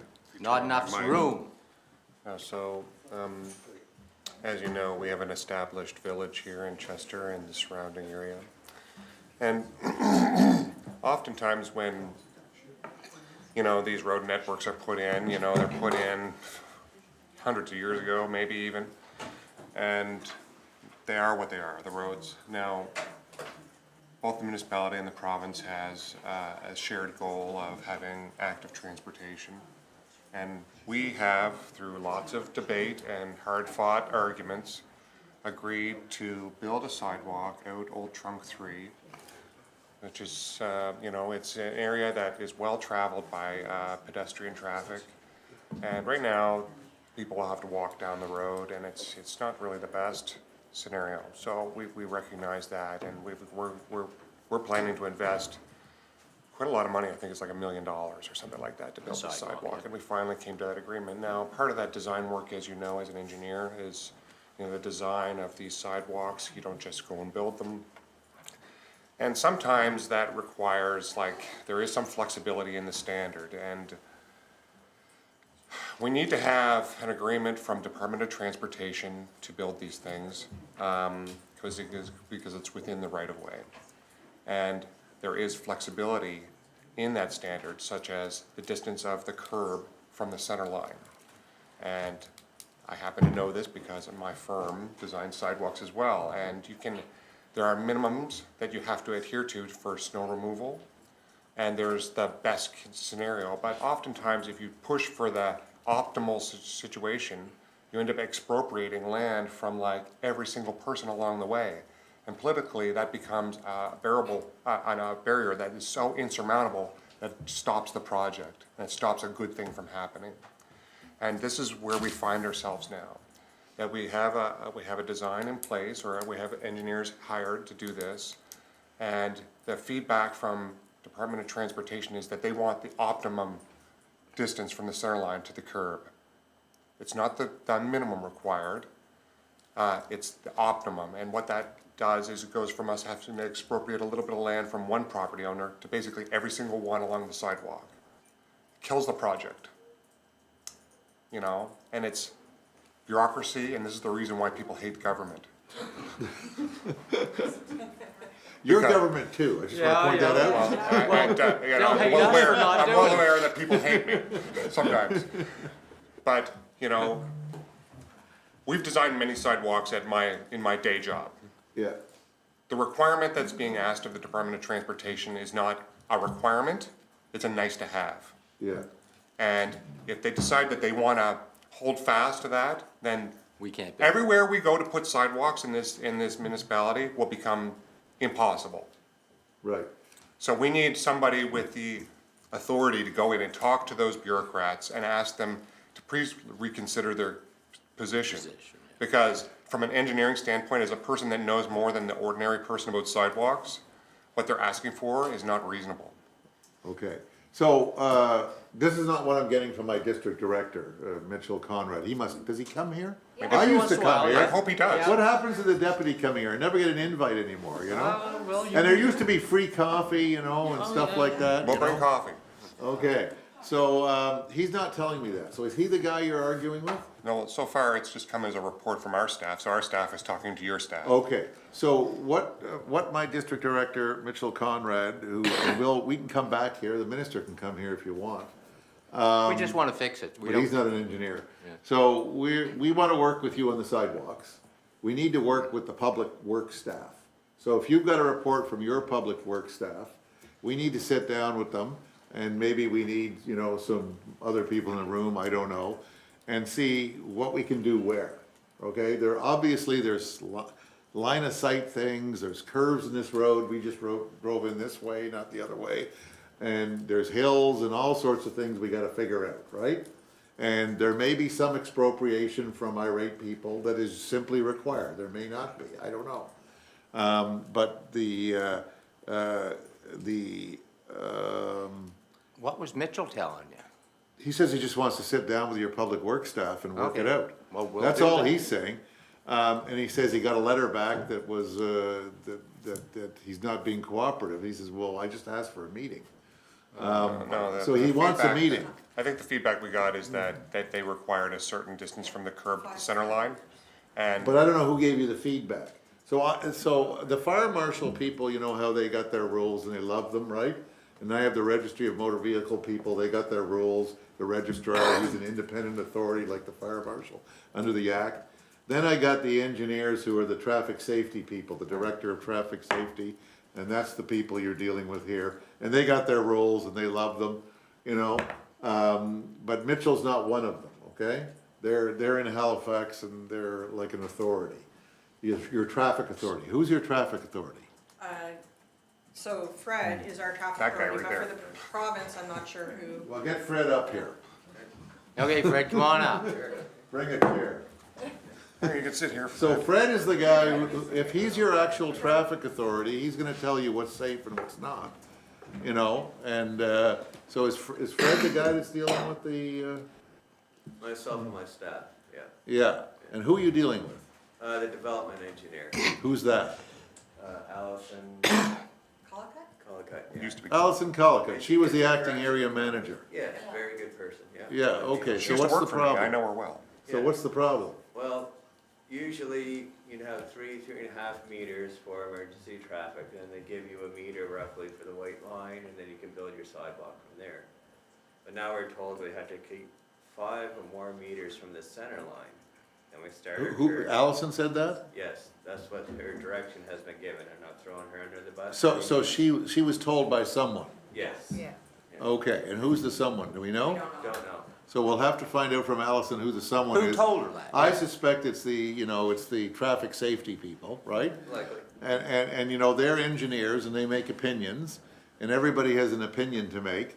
But at the end of the day, as I understand it, if you're the legal traffic authority appointed by the minister? No, for the municipal roads. He works for us. Okay, but traffic authorities are appointed by the minister. Are you the one? We have no point. Like, So that would be probably we provincial do it roads, for so you, it would we be- do it yeah. for you, okay. So that's why we're telling you that. So we'll have to sort all that out and figure out the story. So, but Mitchell wants to have a sit-down. So who does he sit down with? He'd be the right person. Myself and Yeah, you and Fred, yeah. Yeah, so Tara and Fred will have a sit-down with Mitchell, and we'll see what we can do. Okay. And some places, you know, it's all give and take. I've been through this. The most famous one I've been through where I got yelled at and everybody threatened to fire me was a gas station who insisted on having multiple exits and entrances everywhere. And, you know, because that maximized the value of the sale. And Tim Hortons drive-throughs and all that, or A&W, you know, and we were saying, no, you can have only this many exits and entrances. Yeah. So we get into these fights all the time and everybody yells and we try and work something out, you know, but we're not always able to get to zero risk. There's always some risk. And then people have to take on risk, okay? Sometimes it's the minister taking on risk. Sometimes it's you, us. the council taking on risk. So who's gonna take on the risk is at the end of the day, they have to take on the risk and make the decision. So that's where we'll try and get to. And at some point, it's expropriation. And then that's a tough one. I know you don't like doing that. We're doing that at a lot of places. My politicians don't like doing it, right? And they're very, If you wanted to build a sidewalk down through half the streets in the village to meet those standards, you'd have to tear the houses down. right, Yeah. right, and that's not viable. No. But sometimes expropriating, you know, do you remember the one in New Minas, the flower incident, where I had to, and it was actually on my land, the government's land, right? The government's land, he put his flowers, we took it off, the media went crazy and criticized us for taking his flowers away, but you know, that was all driven by a Chronicle Herald reporter who was complaining and, you know, complained that he couldn't see when his bike was coming over the crest. And he was in the right, the flower guy was in the wrong, but the media didn't care, they crapped on me, and I was down there on a Sunday trying to figure it all out, and people were yelling at me, you know? So you get these things, and the politician has to decide. were the flowers, as pretty as they were, couldn't they be moved 1 meter back? I'm not talking about someone's house, the Yeah. flowers. And at the end of the day, we decided the flowers could be moved 1 meter Yeah, back. well, I get that part. That's fine, it just, You know? I'm well aware that this requirement isn't actually a hard and fast requirement because I do it in my day job. Yeah, So. but it's risk-based, right? It certainly So is. who's taking the risk? Well, it's us that's gonna end up looking after that infrastructure when we build it. Right, So- but it's not only this, the risk of the people driving on the road and, you know, someone being too close to it, or a kid biking on the They'll sidewalk. sue and- everybody. Well, in short, obviously, we're not gonna solve this problem, but if you can, the reason why I buttonholed you, as you say. Yeah, but we will solve it, Then- but we'll solve it, you know, situationally. There may be issues where we have to do one expropriation, you know. A couple would be fine, but if we have to go down that street and take land from every single person just so we can have another half a meter of, it's too much pain and the community won't take it. Especially So for a the little flat pain road. they'll take. Right. But if we have to create suffering for every single person along that road, well, It's what not are we gonna gonna do work. next So, project? you know? right, so Mitchell says, let's sit down and find out Okay, we'll send how him much Tara- suffering there is and how much we can take. If we can't fix it, I'll call you. Yeah, that's what we need to do. So if you That's can all. talk to We're your willing, people, we. bring 'em in here and Look, we are very happy that you are gonna spend $1 million on sidewalks, cause most councils, I was just at one last week, they want us, as usual, to pay for the sidewalks. Well, Yeah, I know you do, but you're good. but how, it's very hard, those negotiations in council, cause it's very parochial when you ask for a sidewalk, cause sidewalks don't go to every district. Right. And the nature of a council is it's district-based. So to build enough consensus in your council to put in a sidewalk project is very difficult. And when we finally get there and get the budget Now we approved. can't do it. And then we have locally, in the district, suffering that pushes back, it just kills that project and puts a bad taste in this council's mouth.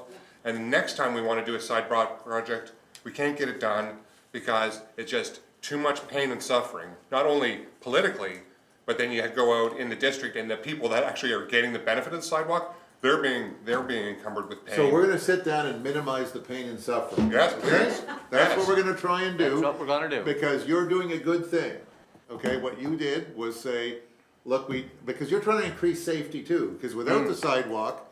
It's not safe. So a lot of the times the safety people don't see that, right? Is they don't see that not doing the sidewalk is That's right. less safe than the People sidewalk. are walking on the road. Yeah, I agree, I understand, but somehow they don't see that because they're in a different risk zone than Yes. you. But at the end of the day, the minister who owns the road and you are the decision makers.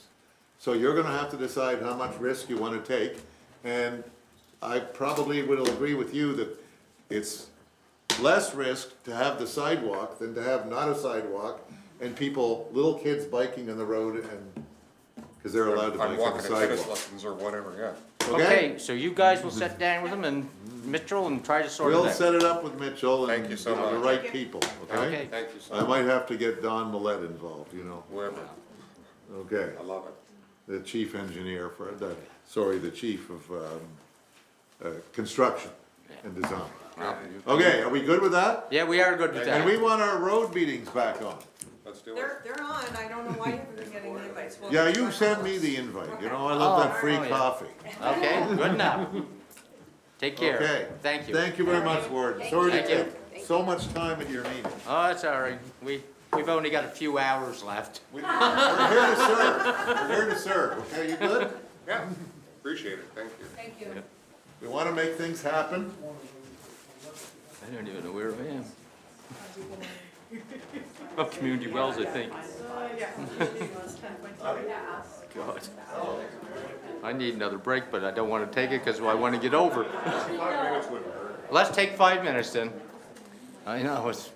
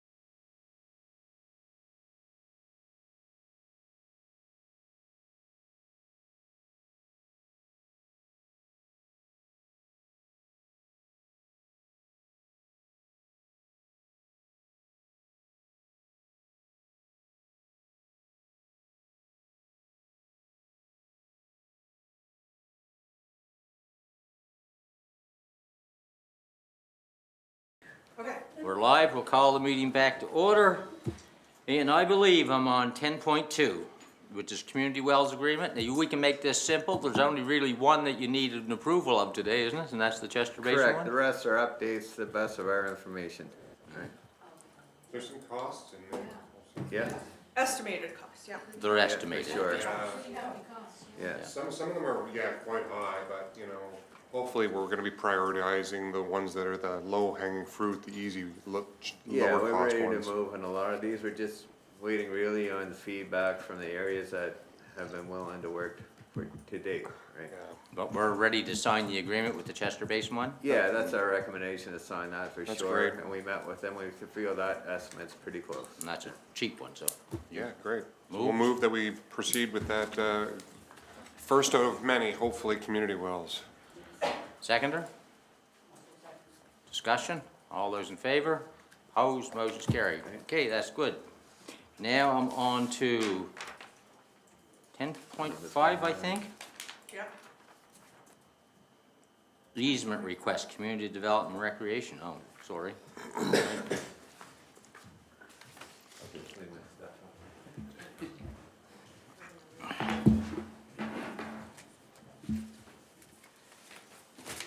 All right, good morning, council. Good morning. So, you have a report in front of you, and so the purpose of this report is in response to the request that we've had from Gary and Cheryl Hernish, and their request is for an easement over the property.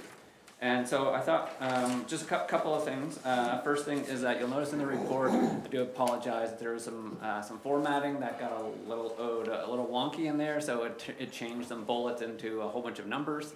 So it made it a little bit awkward to read there, but all the points are still valid. It just has a number instead of a bullet, so my apologies for that in the report. And I do also have our Senior Development Officer, Heather, is with us today in case there's any questions specific to the subdivision piece of this. And of course, an easement is a legal document, so if there's any questions about that, I'll be referring to Mr. Alamy for those items.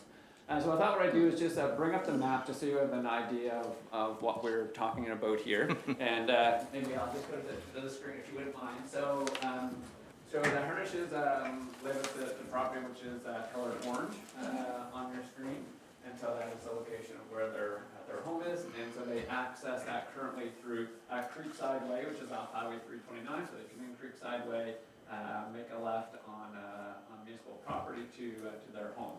And so the Hernishes own all the properties, the property in orange, but also all those other properties that are in yellow. And just a little bit of history, and I know I spoke with Cheryl last week just to let her know that this was being discussed today. And one of the things that she mentioned is that you can tell that these properties would have at one point in time probably been 3 properties, but they were bisected by this property when the water line was originally put in. Sorry, get my mic. So that those properties, the 3 properties, end up being split into the 6 properties that they currently own. So a couple of other points. So the municipality has our water treatment plant. It's located on the kind of aqua color property there. So that's our municipal interest in this area, as well as, of course, Lake Road. It's labeled as a road, but it's technically just municipal property.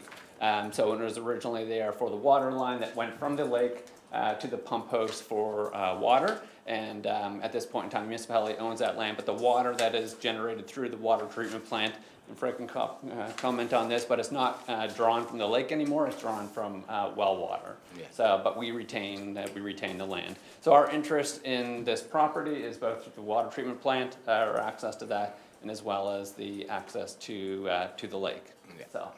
We should also clarify that the way we access the water treatment plant is through Venture Drive, and we have an easement agreement over Correct. that to do that for our purposes for the water. That's right, yeah, so to get from the water treatment plant, we go with our staff going over Venture Avenue to that Venture property. Avenue, and it's private. Yeah.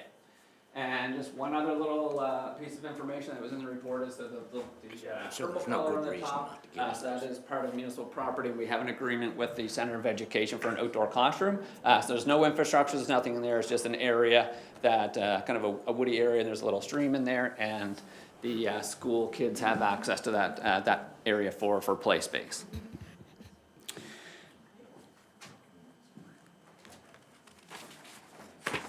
So there's a lot of options that were presented to council, and each of them have implications. And so council could proceed with and grant the easement.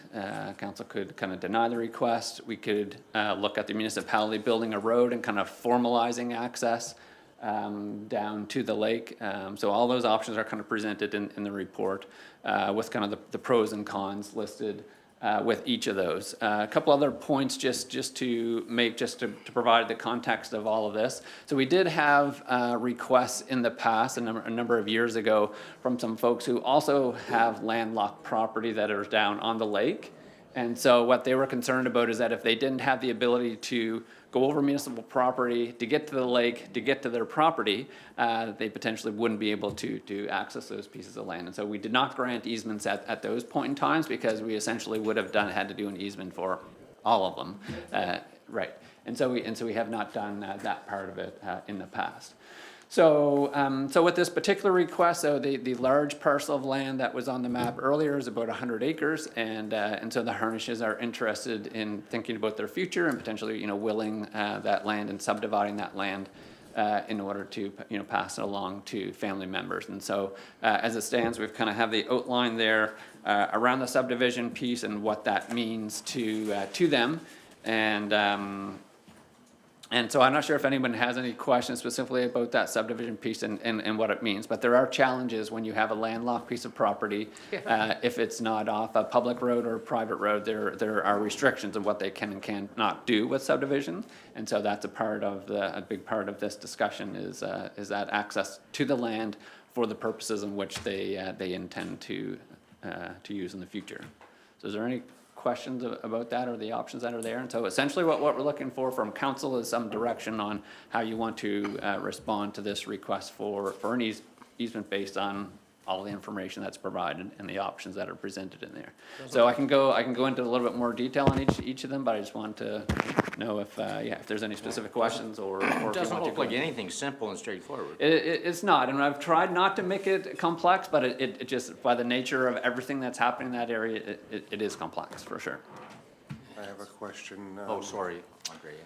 I have a question about PID 607-13278, which is our open space. How do we access that? Off Parkwood Drive. So whose land is there? Do we have an easement to get from Parkwood Drive to that? We do. Okay. I'm very sorry, I'll double check on that, but I'm pretty sure when that land was given to us. So that is, if you recall, the way that we acquired that land was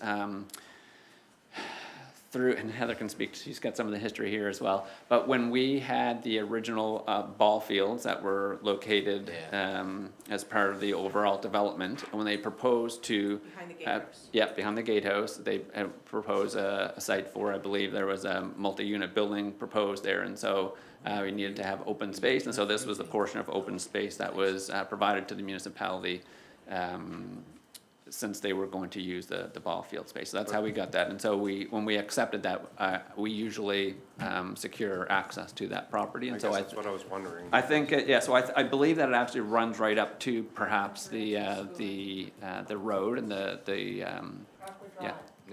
to Parkwood Drive, pretty sure. Okay. Because obviously this would be our opportunity to negotiate an access with the Harnishes if we didn't have one. They come down to their land. Oh, I see what you're saying. Yeah. No, I'm very certain. Do you know Heather right now? Yeah, I We think do, it's I'm pretty 10 sure. meters from the top north piece of that public open space that was acquired during the development agreement process for Escom and Route, straight up to the Parkwood Drive. Okay. Yeah. I have no actual issue with granting them access, like the easement that they're requesting personally. I think that, I can't see any reason why we wouldn't want to, but maybe some other on council may have some other opposing ideas, but if they wish to have better access to their land, what's the issue here?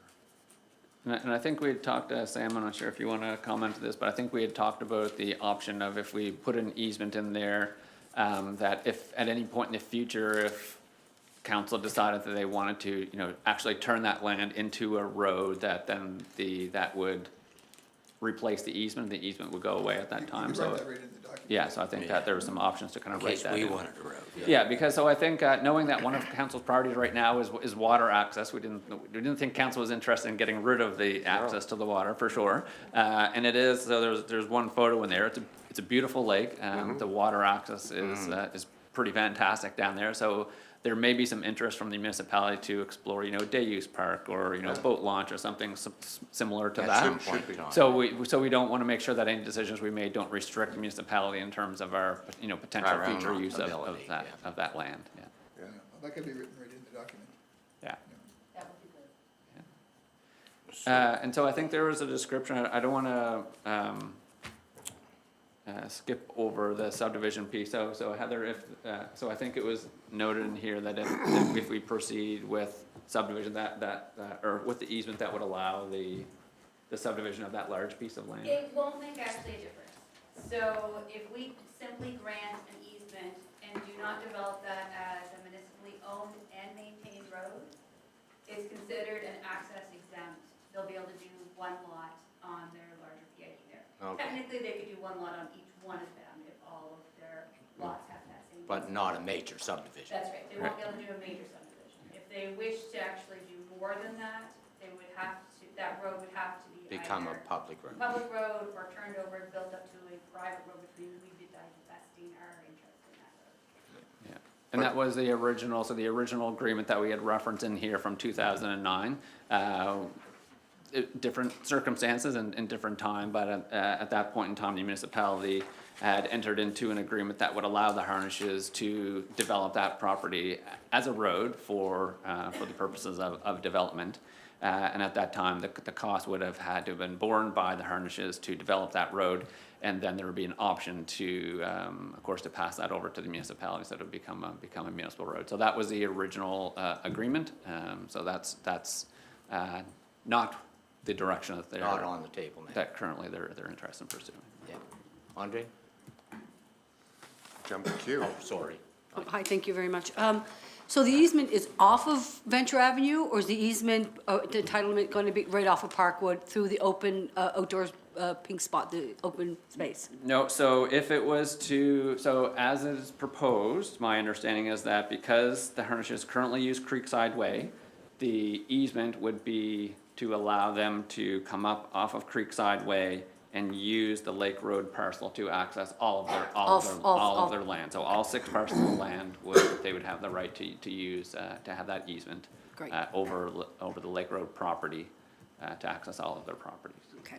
Because their intent has now changed. I mean, this is just a verbal conversation that I had with the Harnishes, that initially they were looking to subdivide it, and so that was their first intent. And then whether or not their mindset has changed, they verbalized to me many times that they just want to be able to have access to grant it to family members, or will to, nieces, nephews, and sons and daughters. So what they propose to do with it in the future would be their direction, to the municipal offices, as opposed to, right now, they just want to be able to obtain access to those 3 parcels that are unattainable. Right, and I think one of the things. That's the simplest. Yeah. Yeah, one of the things that I think our solicitor has instilled in me over the years is that we also need to think about not the current owners, but also the future as well. Oh, yeah. So if, for example, the Harnishes decide in a month's time to sell all the land, then, then we gotta be conscious that our decision-making now would also impact somebody else that would purchase the property that may have different intents and may be interested in larger development, so. Yeah. So, oh, great head, now you Just for clarity, the intention is to use Creekside Way, but would the easement be over the full length of Lake Road from Parkwood down? So I think maybe that's part to be negotiated. I think at this point in time, there's, because they're using Creekside Way, my understanding is that the easement would be just from there and not the whole way from Parkwood. So it would start at, say, the northerly boundary. They have 5 lots there, I guess, are they? 5, 6 lots? 6 lots. 6 yes. lots, so it started at the top. First one. Yes, at the top of the first lot, and Correct. then run down. Correct. Yeah. To the current property. Yes. Correct. And all the way down to the lake? No, my understanding is just to the access their properties, not. Yeah, so we'd have to have a sketch or something to show Yeah. what the easement area would be. Yeah. Okay, Sharon, I think, and then Andre? Thank you. Just have a comment. I don't know how long they've owned the property in the yellow, but I'm just thinking, you know, if it was a recent purchase, they would have been aware they had no access through that road, and now they want it. It certainly is an opportunity. I mean, if you have access and then you go to sell it, you're going to obviously get more money because it's accessible. And we've had those issues that came to council where land was landlocked. We, you know, have ones in New Ross, just a different scenario, but where someone can't access a piece of property. So when we do this, it's gonna be for going forward for everyone because we're setting a precedent. I mean, I don't know how long they've owned it. If it was a family piece of land for years, I have a little more leniency towards that than maybe if it was a recent purchase. I don't know. Yes, the original agreement was 2009, so I don't know of the exact time, but the original agreement for the development of that parcel of land was in 2009, so I would say they've owned it at least since then. Oh, they've owned it a long time. Yeah. Long time. Yeah. I can't say how long, but I know it's a long time. We've denied access to one other developer in the past, haven't we? So no, it was a private owner, somebody that owned property further down on the lake and who accesses the lake or their property by boat. And so they were wanting to make sure that the municipality didn't all of a sudden, you know, put a gate up and prevent them from launching their boat so that they could then access their property by boat. So I guess that was that concern. And so we essentially said at that point in time that we would not grant an easement, but that we indicated that we had no intention of blocking the road off and gating at any time, so there are, you know, from a recreational perspective, we know that there are members of the community that walk down there to access. Like I said, it's a beautiful spot on the lake, so there are people that live in the community that do walk down. It's a piece of municipal public land, so, and people know that, and so they do walk down to the lake shore.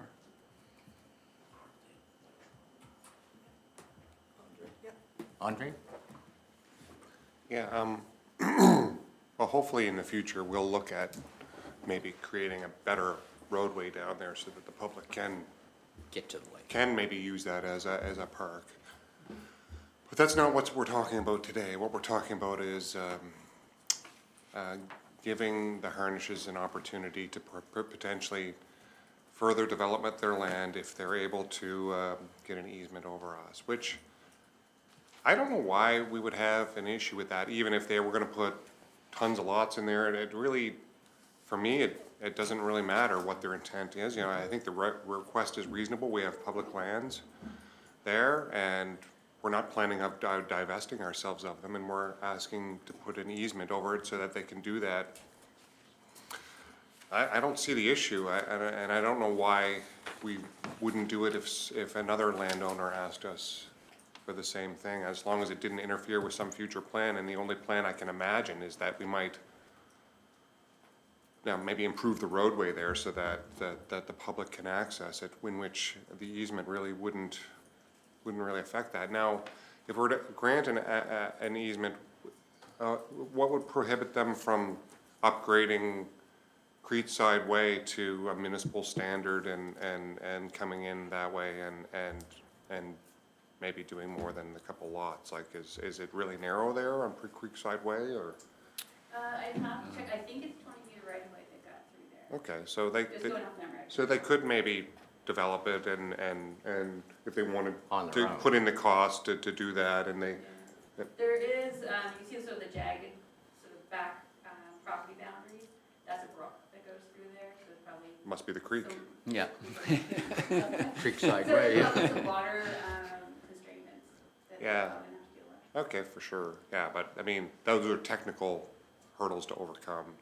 What we're talking about is sort of a regulatory one, and again, I don't really have an issue with it. I'm trying to read the body language around this table here, but, you know, I'm in favor of letting them have their access. So we want to give them the simplest access and address the concerns that Sam wrote in there about if you do this or do that or whatever. Sure. Yeah. Somebody want to make that a motion?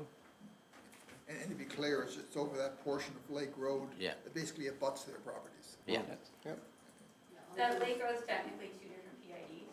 Yes. Sure. It splits just below the water treatment plant there. Yeah. Yeah, but it sounds like it's even a portion of that lower PID. Yeah.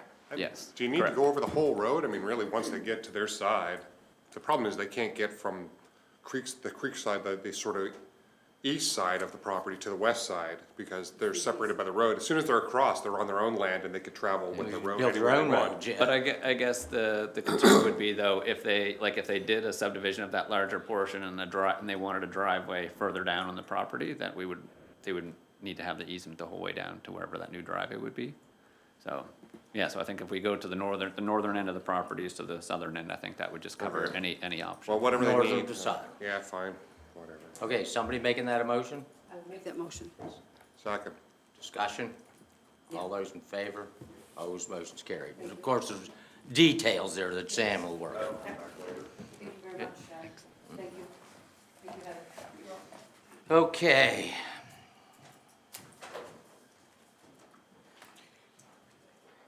Ten point six is just information unless somebody has some questions about it.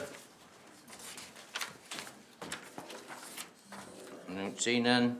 10.7, groundwater exploration. I think that's where I am. Yep.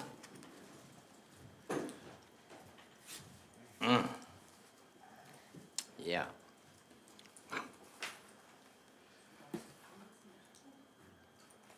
Right, Yeah. you're all familiar with the report that was brought to council regarding the Exit 6 growth strategy? Yeah. Well, in that report, we discussed proceeding with some hydrogeological exploration. Yeah. And the group that we hired had a look at it, and they're a little concerned with the groundwater quality Mm-hmm. and the yield. And they also said we're so close to 10 beaches that the access road for the property should be about 500 meters away. So we're gonna have to put in a lot of money to go look at that. And it may not end up being a successful. Any good well. anyway. Yeah. Well, then. Since the estimate in my report is probably about another 10 grand on top of that, because we'd have to access the guardrail, have some traffic control, and we haven't approached transportation for the approvals yet. But the options are, you can spend that money, you might find something. Spend that money might not. But if you don't try it, then you don't know. Well, yeah. So But they're telling us it's a that- real catch-22, right? And I try to be the optimist, of course, but those are the concerns that we have, right? Andre? The nature of groundwater exploration is you'll never know. Yeah. But I will say this, one thing, I have it on somewhat good authority that the owner of the super high yielding well would be interested in speaking with us about doing some testing in their area. Maybe you should approach them. Before we decide. Yeah, maybe we could defer that and you could have some conversations offline with the owner of 10 beaches and see if they would be interested in some exploration in that area. Yeah. Have you talked to them at all, Fred? Not yet, but we had a report on their wells, right? So, and with, under further review, we were also gonna put a monitoring device on their well as well, as we did the test, just to see if there's any Impact. impact, yeah, because we don't wanna drain them, right? So they drilled two. One was a really super high capacity well, and Yeah. it was apparently too high. And Department of Environment wanted them to use a lower yielding well for their water system, and that's the one they're using. So there are two wells there that may be able to be accessed, and then maybe instead of doing a primary well somewhere, if we were to drill another one, that would be the monitoring well instead for your 72-hour pump down. Yeah.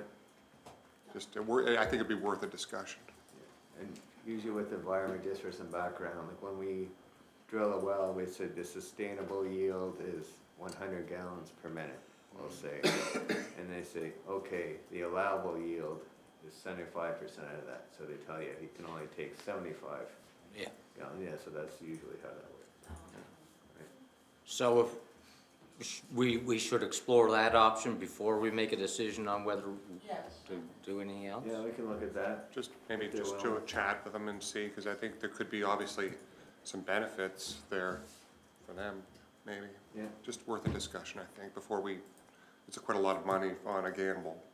And it's always gonna be a gamble, but this one's a little worse because we have to make all that access just to put the well in. That's what really hurts it. Yeah, and they're telling us that it's not likely it's gonna work.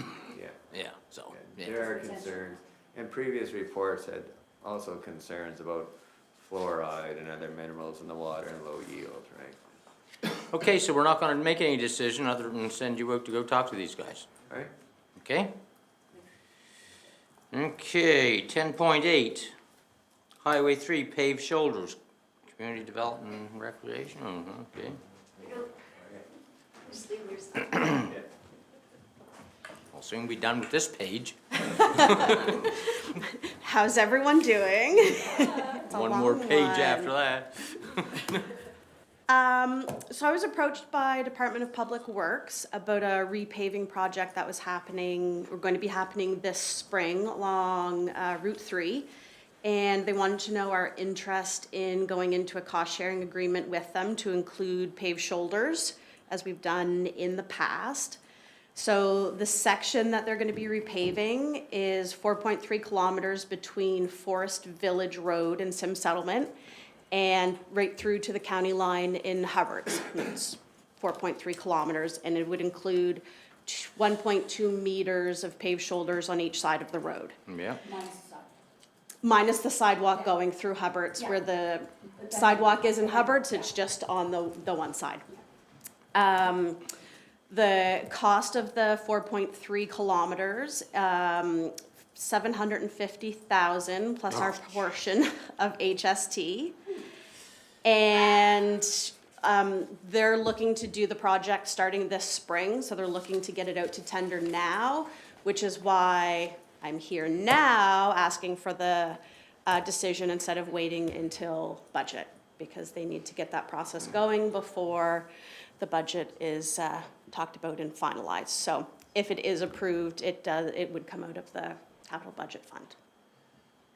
I mean, it sounds like a great idea, but $750,000 is a fair bit of money. That's the only problem I have with it. Yeah. And we haven't had a chance to look at the Well, capital. no, what comes off our Yeah. list, I don't have a clue. That's my problem. I don't know what it means to us overall. Yeah, because they're looking to start it in spring, so they want to send their tender out Jeez. now. But they know that we're not gonna go to budget until in March and April anyway, so why would they push this so a month and a half early? They're on their timeline. Yeah, Yeah. they need to do their engineering work and get it all done before spring, but I just don't know how we can, Yeah. without having a clue what the impact on our overall, we have so many projects on the go. Yeah, there are a lot of projects on the go. If council wanted to do this and was committed to the paved shoulders, then it would come out of the CC, or the old gas tax Yes. fund, CCBF, I think it is. Yeah. And we would go from there, but with Tim out right now and not having had a chance to kind of work on all of that capital, he's still in the process of working on that capital, so we know it's a difficult decision to say yes right now, but if we also didn't want to miss the opportunity, the window that we Well, I'd have. like to take advantage of it, but that we have so much on the go, I don't know where it leaves us all, that's all. Sorry, Andre. It's okay. You know, I don't think having a week's notice is enough. I would like if we can request just to have just a little bit more time, and then maybe at least staff could come back with some sort of idea what this is, because we don't even know what the stack of stuff is gonna look like this year. You know, maybe we won't have a budget, but at least we'll have an idea what this could mean, because right now it's just, we're just speculating. Yeah, Without what any- else, what do we have, do we have to take something off the list, or do we not, or, yeah. And to be honest, that work is still Tim is just getting back to work right now, so he's just starting those conversations with department heads on what that capital budget is. Maybe see if staff can buy us just a little bit of time. Yeah. Yeah. See if you can buy us some, yeah. Okay. So I'll go back to transportation and ask for At 2 weeks? 2 weeks. Well, no, we don't A have month. another council meeting until March 26th. Okay. So we would need at least until the end of March. Okay, Okay, try that. Try it, that's all we can do. all right. And Okay. if they say no, we need that answer now, are we? Then they're done. We're passing on that opportunity? Well, I mean, we don't know if we can afford it. This would be the first time that we have ever not participated in a shoulder widening know. project. Yeah. So I'm reluctant to do that. It's actually been something that I've been really, We could do an emergency meeting if we have to. okay, let's see what they say first. Okay, Tina? And also too, we could get an idea of what's in our Yeah, I can have ga- whatever it's called now, gas tax Yeah, at fund. least get some kind Because, of you an know, idea. we've got the Yeah, money, I the can- it's an opportunity, right? Yeah, okay. yeah, it's just that I just, Oh, I'm just concerned that if we do this without even having thought about it, and then we take something else big off the list, you know, what's that on? Okay, so we're gonna try to buy ourselves some time, get a little more information. If we have to have an emergency meeting, we will. all right, thank you. Okay. Okay, PACE program, administration fees, public works. I don't even know. Yes, this is Must a be a new report person working for prepared by Jonathan Meakin. You're all familiar with the PACE program and the work with Clean Foundation to date. We presently have 25 active PACE files, increase of 8 over last year. Still with the rink stuff. 3 completed files and some early program exits. The structure of everything stays the same except the administration fee. They want to increase it to $1,400 per applicant versus the existing 800. PACE program. And I mean, we work well with this group. Not sure what the options would be if we did participate with them, right? So it's either in or out, really.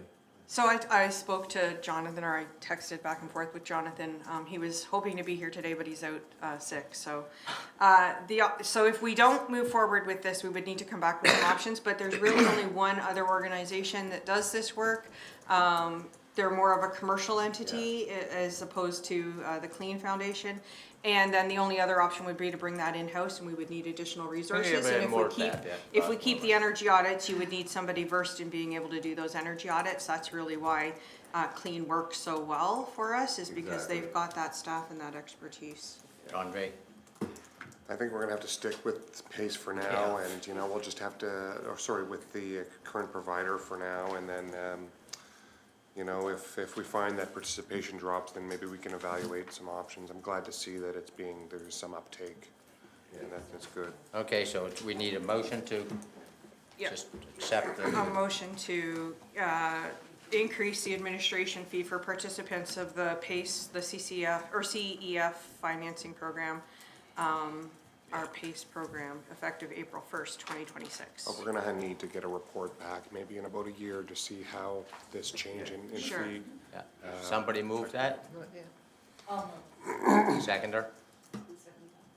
Discussion, all those in favor, opposed, motion's carried.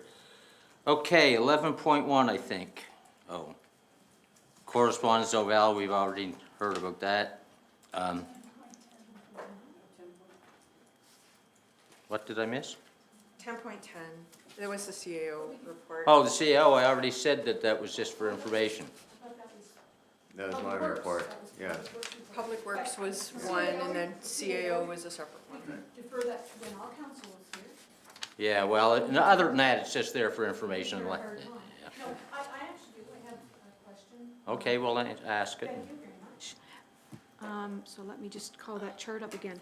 So, on the active grant files slide, and it's the first one, the first section, and it talks about Phase 1 sidewalks, Chester Basin, Hubbard's complete, and then it moves down to Phase 2, Hubbard's, New Ross, and I'm glad that you're here, Fred, actually, for this.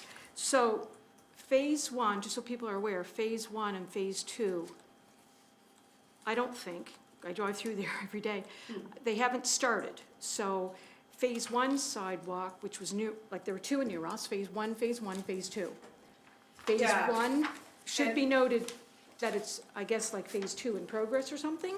I think, I think the confusion is that for the ICIP grant Yeah, program, yeah. it's Phase 1, even though it's listed here under Phase 2, it's Phase 2 of the ICIP program, but it's the Phase 1 of New Ross. The Phase 2 portion of the New Ross sidewalk was not part of the ICIP. See, Correct. See, I have it differently in my notes, and I could be wrong. Yeah. So I'll have to go back to my community. I had thought that Phase 2 was 100% municipal funds, and Correct. Phase 1 Right.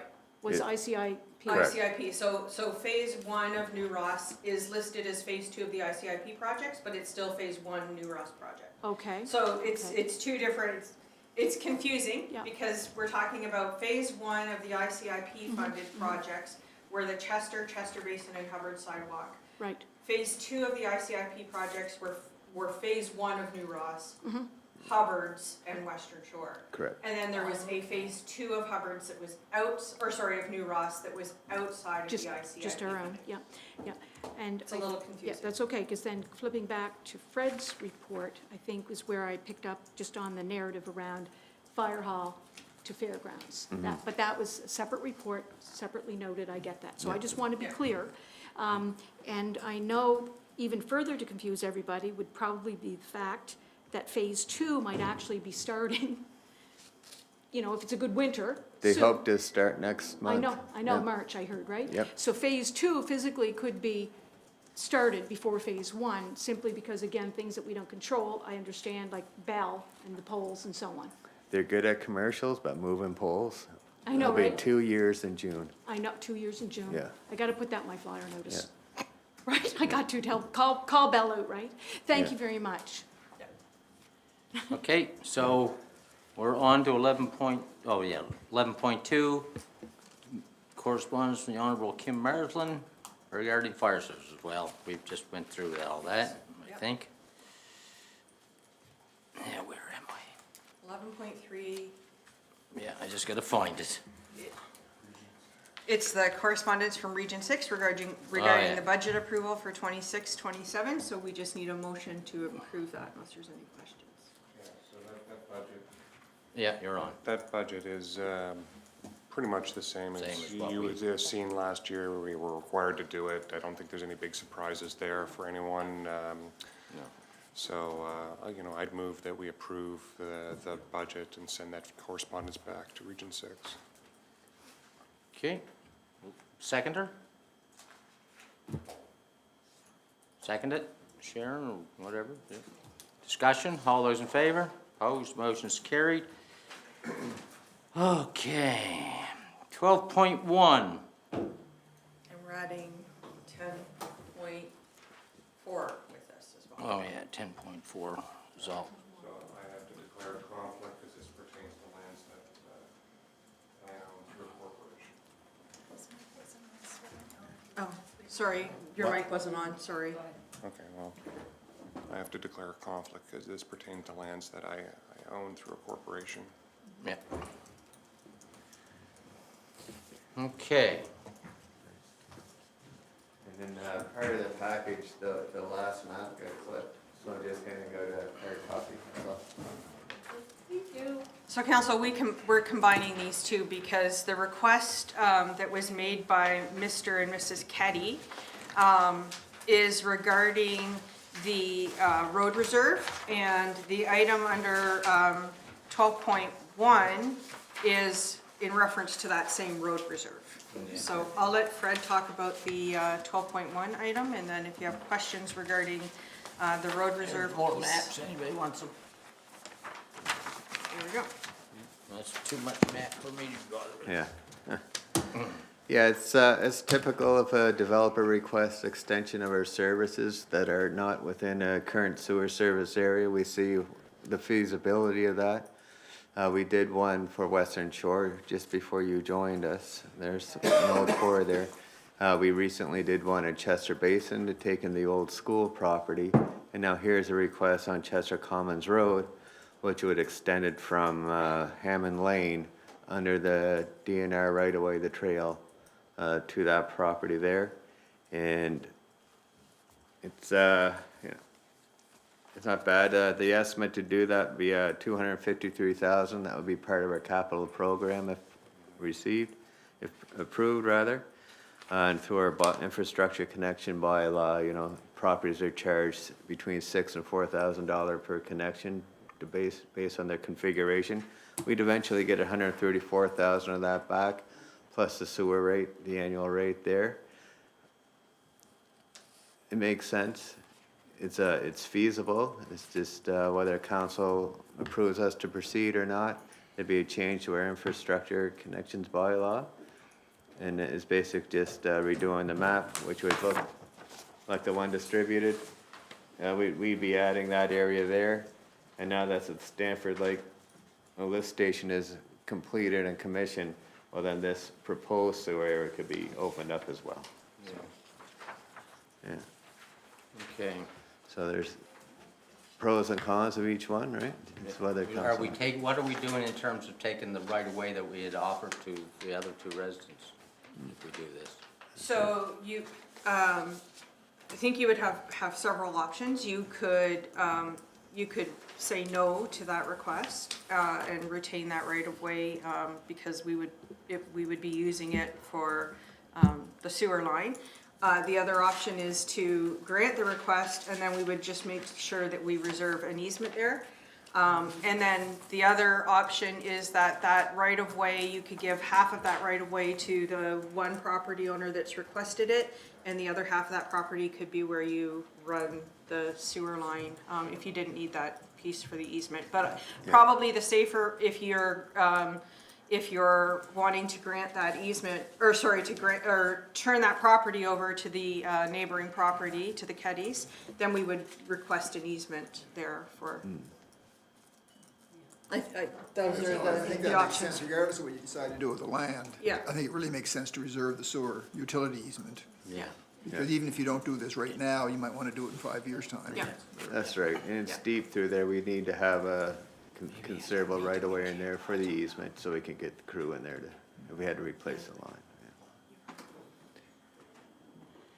Okay, so we know from your perspective, but I think we do want to discuss this slightly in camera because of the content, because of the declaration of conflict. I think we have to understand more fully what it means. Councillor Constance. Sorry, thank you.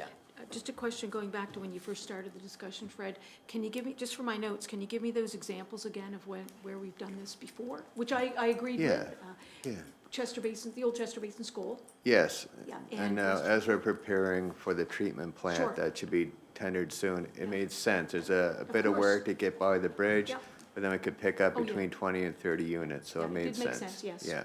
And the other one was, Western Shore, there used to be a quarry, it's just past the wastewater treatment plant on the Martins River side. okay, And there'll be a gravity sewer that they could connect there and extend it down the hill, which would go to the road to the treatment plant. right. And in both of those examples, was it, were there a number of affected properties, like it was developer requested to us? It's just the one property in Western Shore, if I recall, they thought they could do about 25 units, and there'd be a couple other ones that could be picked up along the way. It's still development? That's Yep, right, yeah. Okay, thank you for that. Right. Yeah. Okay, so is that it? And we'll just have a little bit of a chat in camera before we come to a final conclusion. Sure, yeah. Okay, so now I am at, We should let Councillor Vino. oh yeah, let Councillor Bino in. We can keep him out, maybe. I'll tell myself, we're caught on the skids here, we don't. Yeah. Just to help work.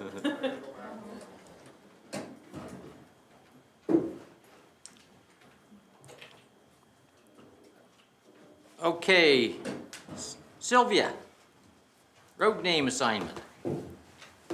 Nice to have something simple on the agenda. I promise this will be fast. New private road name, Chili Pond Lane, and no objections from the fire department or public works. I have none. Does anybody else have any objections? Somebody prepared to move, we approve it? I'll move we approve the name. Seconder? Somebody seconded. I'm sorry, I was reading it. I was seconding, Okay. what am I seconding? Approving the name. Thank you. All those in favor? Opposed, motion carried. Enjoy the rest of your day, Sylvia.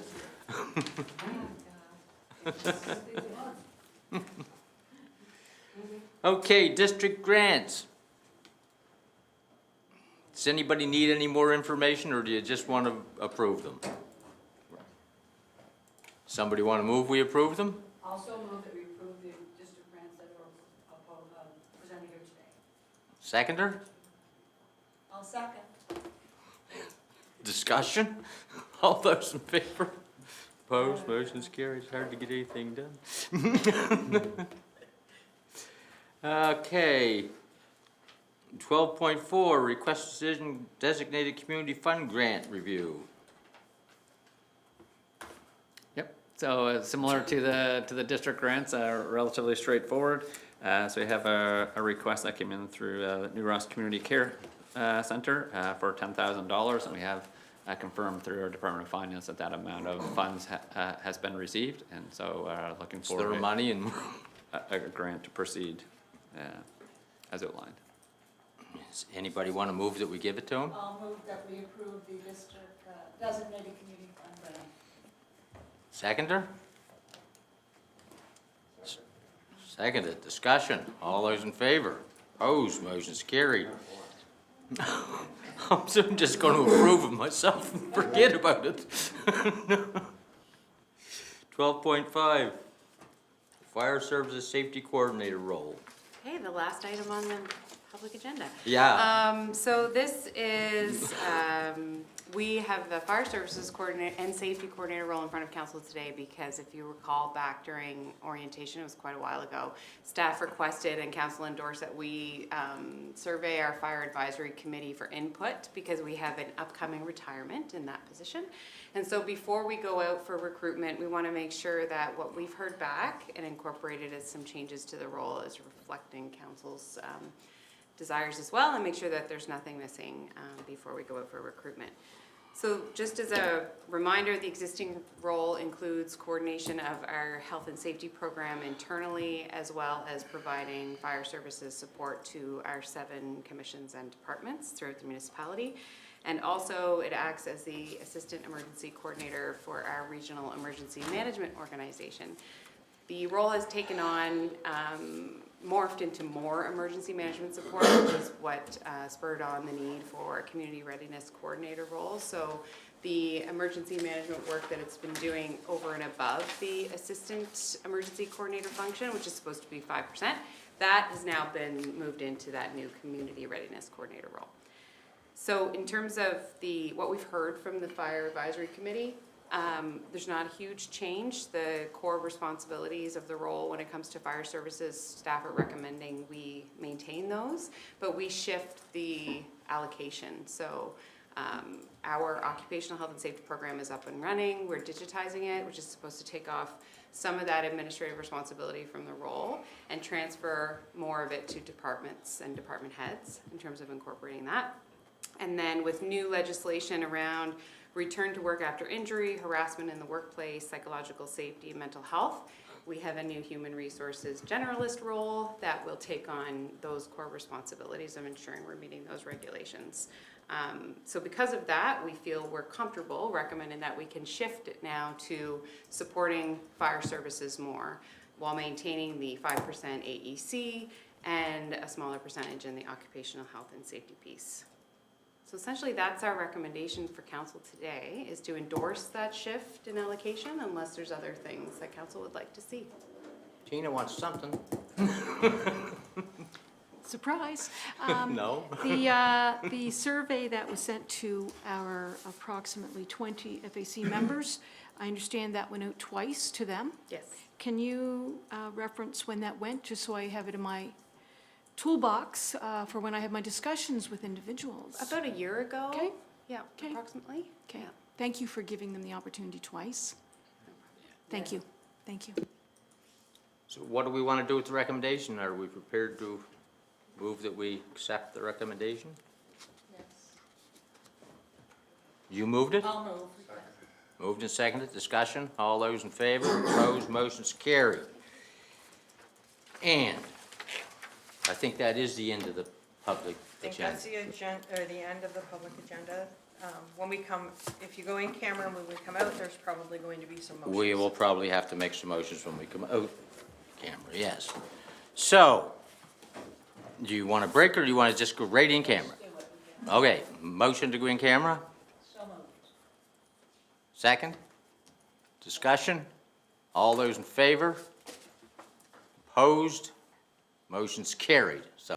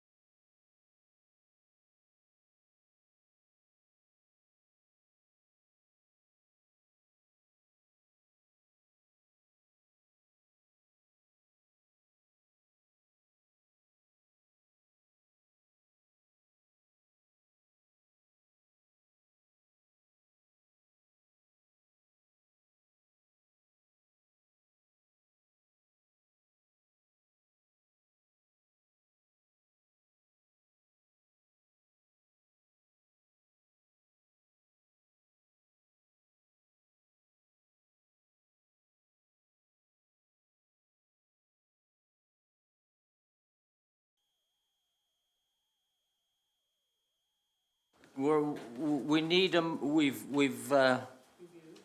we need a motion to direct staff to include sewer expansion As requested by Ad Asher. as requested by Ed Astor In the budget. and direct into the budget and direct our staff to bring back revisions to the sewer bylaw. And then we're gonna, because we don't have that yet and we don't know precisely what that means, we're gonna delay a decision, Defer a decision. defer a decision on the giving the piece to the Keddy family, because it may or may not be that we may not need an easement across it. We don't know that until the staff bring that back to us, and we know how that all works. At least they'll know the width and where and everything else, so that we're more clear on that. So is somebody prepared to make that motion? The one I just read? Was direct staff to include the Astor sewer expansion, direct to them to, direct staff to bring back Yeah. revisions to the sewer bylaw. Yeah, so we're looking for a motion to direct staff to include the sewer expansion work in the budget process as part of the deliberations, and then to bring back the revisions that would be necessary to the sewer bylaw, and as part of that, we would then, once it's approved by council as part of the budget, we would go out and do some of that design work and get that work done so that we know 'Cause we whether or haven't not we approved need an any of that easement. anyway. And then you would defer the decision on granting the easement until you have that work in front of you. Is somebody prepared to make that motion? So moved. Seconder, seconded, discussion, all those in favor? Discussion, thank you. Oh, So I sorry. was comfortable making. I got it. Thank you. I was very comfortable making the motion, listening, of course, to Fred Wynot, where he had given us some other examples of where we did, made very similar decisions Yeah. in terms of expanding and extending what we offer for our sewer services, our sewer system, for two other examples that he gave here today. And I know that real or perceived conflict, also I think on the reverse, we can't punish individuals around this table because they are in certain fields of work and are developers. Thank you. Any further discussion on the motion? All those in favor? Opposed, motion's carried. Oh, Councilor Vino, let's bring him.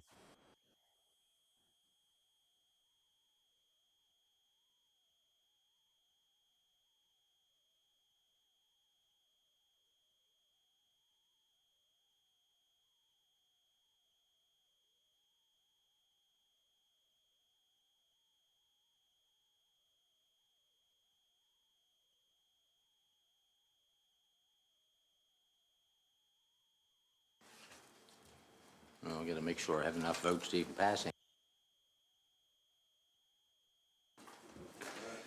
Yeah. Okay, so we're on to the contract with Bear Lake, and somebody prepared to move that we Execute that agreement. execute that agreement. So moved. Seconder? Discussion, all those in favor, opposed, motion is carried.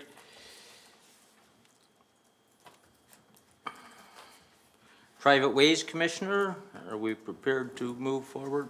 You have two agreements that you need to execute for that. Yeah.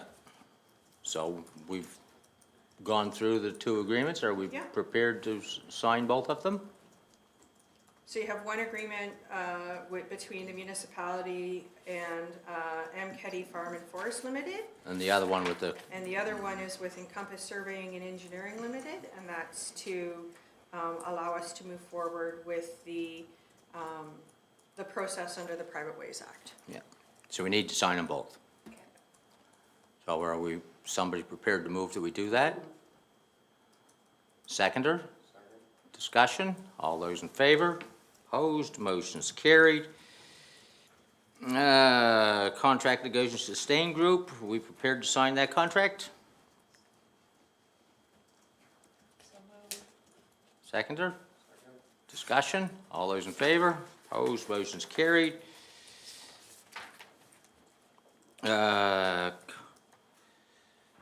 Lease, yes, it'd be a lease agreement with. Oh, sorry, this is, you need the second one, the regroup. Oh, the regroup one, just sign the regroup one as well? Discussion, all those in favor, opposed, motion's carried. And this is a lease, Enter into an agreement with Zoe a Belmont. lease agreement, Well, it's both. It's both. It's a governance and lease. It's a governance and lease. governance and lease.